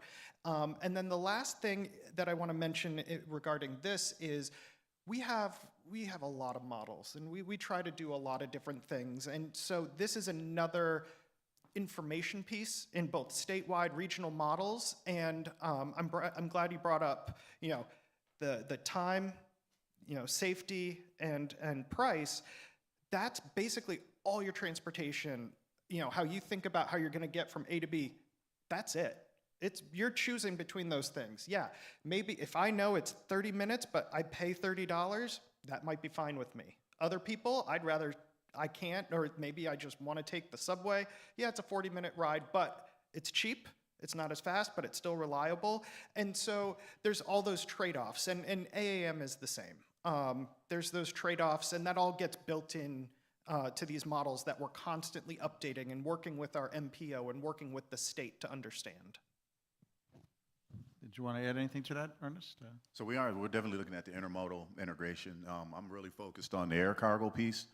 We have a GA airport. It's a large air cargo airport in our area, and we have numerous autonomous 18-wheelers already coming in and out of that airfield. It's alongside the BNSF rail, and we're looking at the autonomous movement of goods and service or goods from. We have an auto truck port, a smart auto truck port that we're developing for those 18-wheelers. And we're looking to integrate eVTOL technology into that ecosystem to look at ways to move goods autonomously on these aircraft on that middle mile service from city to city in the metro. It's it's almost like it's a multimodal mobility hub, and that's kind of what we did in autonomous in New York City. And it's speeding up the whole project. And the Port Authority is, I think, one of the entities. Seth Wayner is involved in one of the pilot programs. But before that, I was at the other panel talking about how I shamed our former mayor into New York City not being a leader in transportation innovation. And the result of that calling out was basically him doing the downtown heliport Skyport project, which is, the last year we did a panel on it, and it sounded like it was going to be years and years away. And I guess since this dominance executive order and the EIPP, they seem to have moved up the timeline. So that's exciting too. But it's a Blue Highways hub, but they call it that. But it's really, they have the eVTOL takeoff and for Joby, and there's also a marine vessel component with hopefully electric ferries that are going to be taking goods. They have a micromobility hub that's there. We've spoken about at these conferences in the past where it's already being built. So there's going to be the ability to take people and goods there. So doing the mobility hub, it's not limited necessarily to just some geographical area where the buses and the trains come together. This is like the new mobility hub of the future. And when you're dealing with mobility, and I guess, Jeffrey, you coined the phrase and summed up everything about transportation in a new acronym, TSP, time, safety, and price. And to that, and focusing on the last concept, price, going back to that, affordability and funding. I don't think the EIPP had any funding component to it, but I do believe that the law that was just signed by Governor DeSantis does have some type of funding. Have we thought about funding? Is this something that's part of the planning process? And is Congress going to act and start funding infrastructure development? Because I think in the infrastructure bill years ago, they didn't, the Build Back Better and everything, they really didn't, there was some vagueness about what some of the grants could be used for airports. And if they get some money at these airports, they're going to look at their other infrastructure. They're not going to be building fancy heliports that can be converted to eVTOL. So what's the future of funding, and how does that impact the bottom line? And is this a service that's going to need to be subsidized, in your viewpoint? Maybe we're not far along enough yet to say that with these pilots, but I know that's going to be a factor, and it's going to be very important. So where's some of the funding coming from in your jurisdictions? Where do you think you know, the future is there? Are the states going to be putting more money down? Are the localities going to be funding the infrastructure and the services? What are our thoughts on funding? And of course, affordability feeds right into that narrative, right? So who wants to, just throwing it out there to everybody. So from the metropolitan planning perspective, this was a question that we got consistently as we were developing the first study ever in the county, and we were trying to figure out how we're going to integrate this. The question of funding was was part of the dialogue, especially in the private sector side. So I will tell you that part of the directive of my board, of my governing board, is to preserve our ability to pursue federal funds, grants, specifically grants, so that we can use this money to help us, because our needs exceed our funding today. So we want ways to integrate new and emerging technologies, but we want to preserve our ability to bring the feds in as a partner. And in order to do that, we need to stay in the federal process, the federal transportation process. We're experts at doing that. There's a lot involved in that. There is a lot of regulation. There is a little bit more time in the delivery. And as long as our partners understand that, but besides that, moving one step away from preserving federal funds, having a partnership at the table, Florida is really the second state in the nation with one of the best public-private partnership laws, really, that enable us to engage, and we have high-profile examples in the state on successful public-private partnerships. So having a partner that comes to the table with actual funding beyond just your business model investment in your technology, but with an actual funding partnership, helps us to bring federal funds to the table. And people kind of line up. So my vision of funding for something like this is a partner that comes to the table with a framework, with a public-private partnership that's willing to invest funds on the table that we can turn around and bring the state and the feds as partners in addition with local. And that's how we try to cobble up funding. In addition, at the federal level, we want to see grants, innovation grants, expand. The state of Florida has passed legislation recently that allows the state to step into the space, but our model is federal and state, and then local, and then our partners. Those are just some of our initial thoughts. Okay. Any other thoughts on funding? I will say that the city of Orlando, we're not spending a ton of money on any infrastructure right now for AAM. But where Just get Disney to pay for it, right?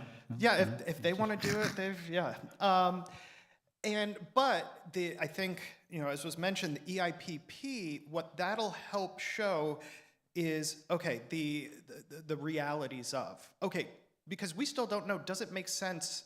And if it does, what would we be funding? What are we building? What is our role as a local government versus a regional MPO or FAA, or luckily it's calmed down. But at the beginning of the discussion on AAM, air traffic management systems, people continually tried to sell us air traffic. You don't want every city, every jurisdiction to have their own air traffic for drones.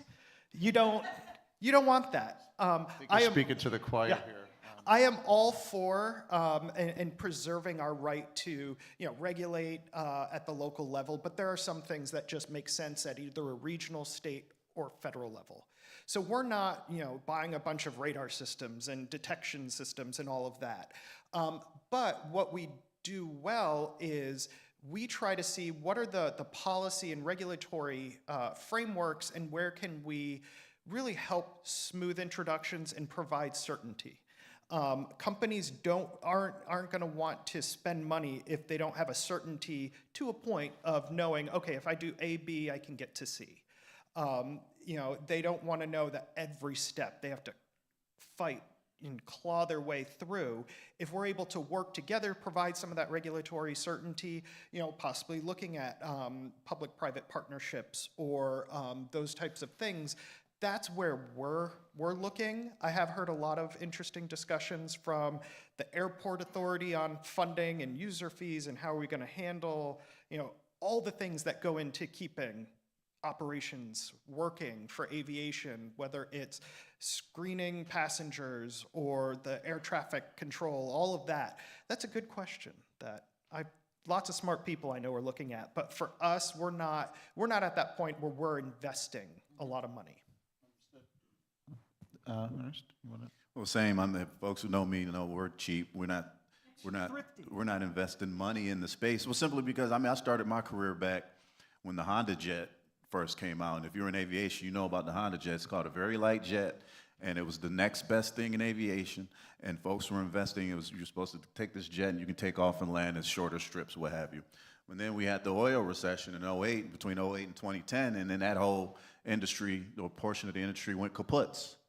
And I learned that lesson. So I tell my cities, hey, you want to spend money, you want to be an early adopter of the technology, you want to lead the way, then you're going to have to spend the money. State of Texas doesn't spend any money on infrastructure. We barely spend money on our airports as it is, so that's not going to happen. So we're waiting for a federal mechanism to take advantage of, and our cities who are interested in being early adopters, who have the funds, which a lot of them do, they can take that plunge, and we just educate them on what to do. I guess it's going to come up to Congress, I guess, right, Jeffrey? I don't know, is there any discussions going on now about funding, or is that dead in the water at this point? I remember Polly Trottenberg was testifying. This is where we need all of you to Yeah, talk to your congressmen and ask them for funding, because we can get appropriations for this, but we need folks asking for it. Is there anything active right now being discussed, or are they just talking about like Epstein files and stuff like that? Or? There's nothing to my knowledge around funding. That's kind of beyond what I do on a daily basis as to what the long-term funding mechanism is going to be. I can say this. You certainly have heard about the Trump administration's brand new air traffic control system. And so the brand new air traffic control system is going to incorporate AAM and UAS. So the funding is there. As we are rebuilding the current air traffic control system, AAM and UAS is certainly being thought of, and that is going to be incorporated into the system. So those things are going to be built in. So, the Taliban panel is AAM cleared for takeoff. The NAS will be able to accept the AAM and UAS vehicles. Well, politically, it's very promising, right? Because, first of all, this administration is clearly on board with this, but leading up to that, in the years prior, it's clear that there's bipartisan support for this. So it's just when they get around to dealing with it, this is why this program is so important. If it has good results, it could probably lead to a perfect political storm. It's just one of these rare issues, that where people will come together. It's a good thing. I guess that leads, I don't know if it's a rhetorical question at this point that we're supposed to answer on the panel, but are cities and regulators ready? Sounds like you answered it already. Are we ready? Let's go. Let's do a lightning round. Are we ready? I would say yes. And one last thing, we're talking about not every city having its own air traffic control system. I want to be very clear. At this time, the FAA is responsible for the national airspace system. Okay. Ernest, are we ready? Are you ready? Are they ready? Not yet. Okay. And that's simply because the aircraft aren't ready. That's simply that. The aircraft aren't ready just yet. We're waiting. Okay. I think we're all getting ready together. Through these conversations, through everything, as we get a new engineering brief, as we get information on how the aircraft will work, all of that, we're going through this together. It's not just industry, not just government. So I agree with Ernest. We're not there yet, but we're getting there together. Eileen, you got the last word. I defer, of course, to FAA on the regulation and certification of this technology. But besides that, I say yes. I think we are ready for piloting and testing. So come with a pilot. We want to talk to you. We want to see this, a demonstration project, under the auspices of FAA's approval. The answer is yes. So I think we did a good job here today because we actually are ending on time, price, and safety, right? So let's give a big round of applause for our panelists. And let's, Vivian, let's say a few words about where we're going to have some bites and cocktails. Our great panelists. Round of applause for all of you sticking through to the end of the program. Thank you very much. We're going to go ahead and give you guys a great opportunity to join us across the street over at the Bayside. There will be shuttles outside available to give you rides. You can walk over, you can go back to your hotel and chill out. They will be available and ready to open probably in the next 10 minutes or so. Yeah, just before 6 they're going to open. We moved up the open time, so don't want you all to fall asleep because I know it's been a really long day. Don't go back to the hotel and get in bed because you will not see you. But I do want to go ahead and buy you a drink and some snacks, so please come over to La Cañita. Again, it's right across the street over at Bayside, and sessions will be available.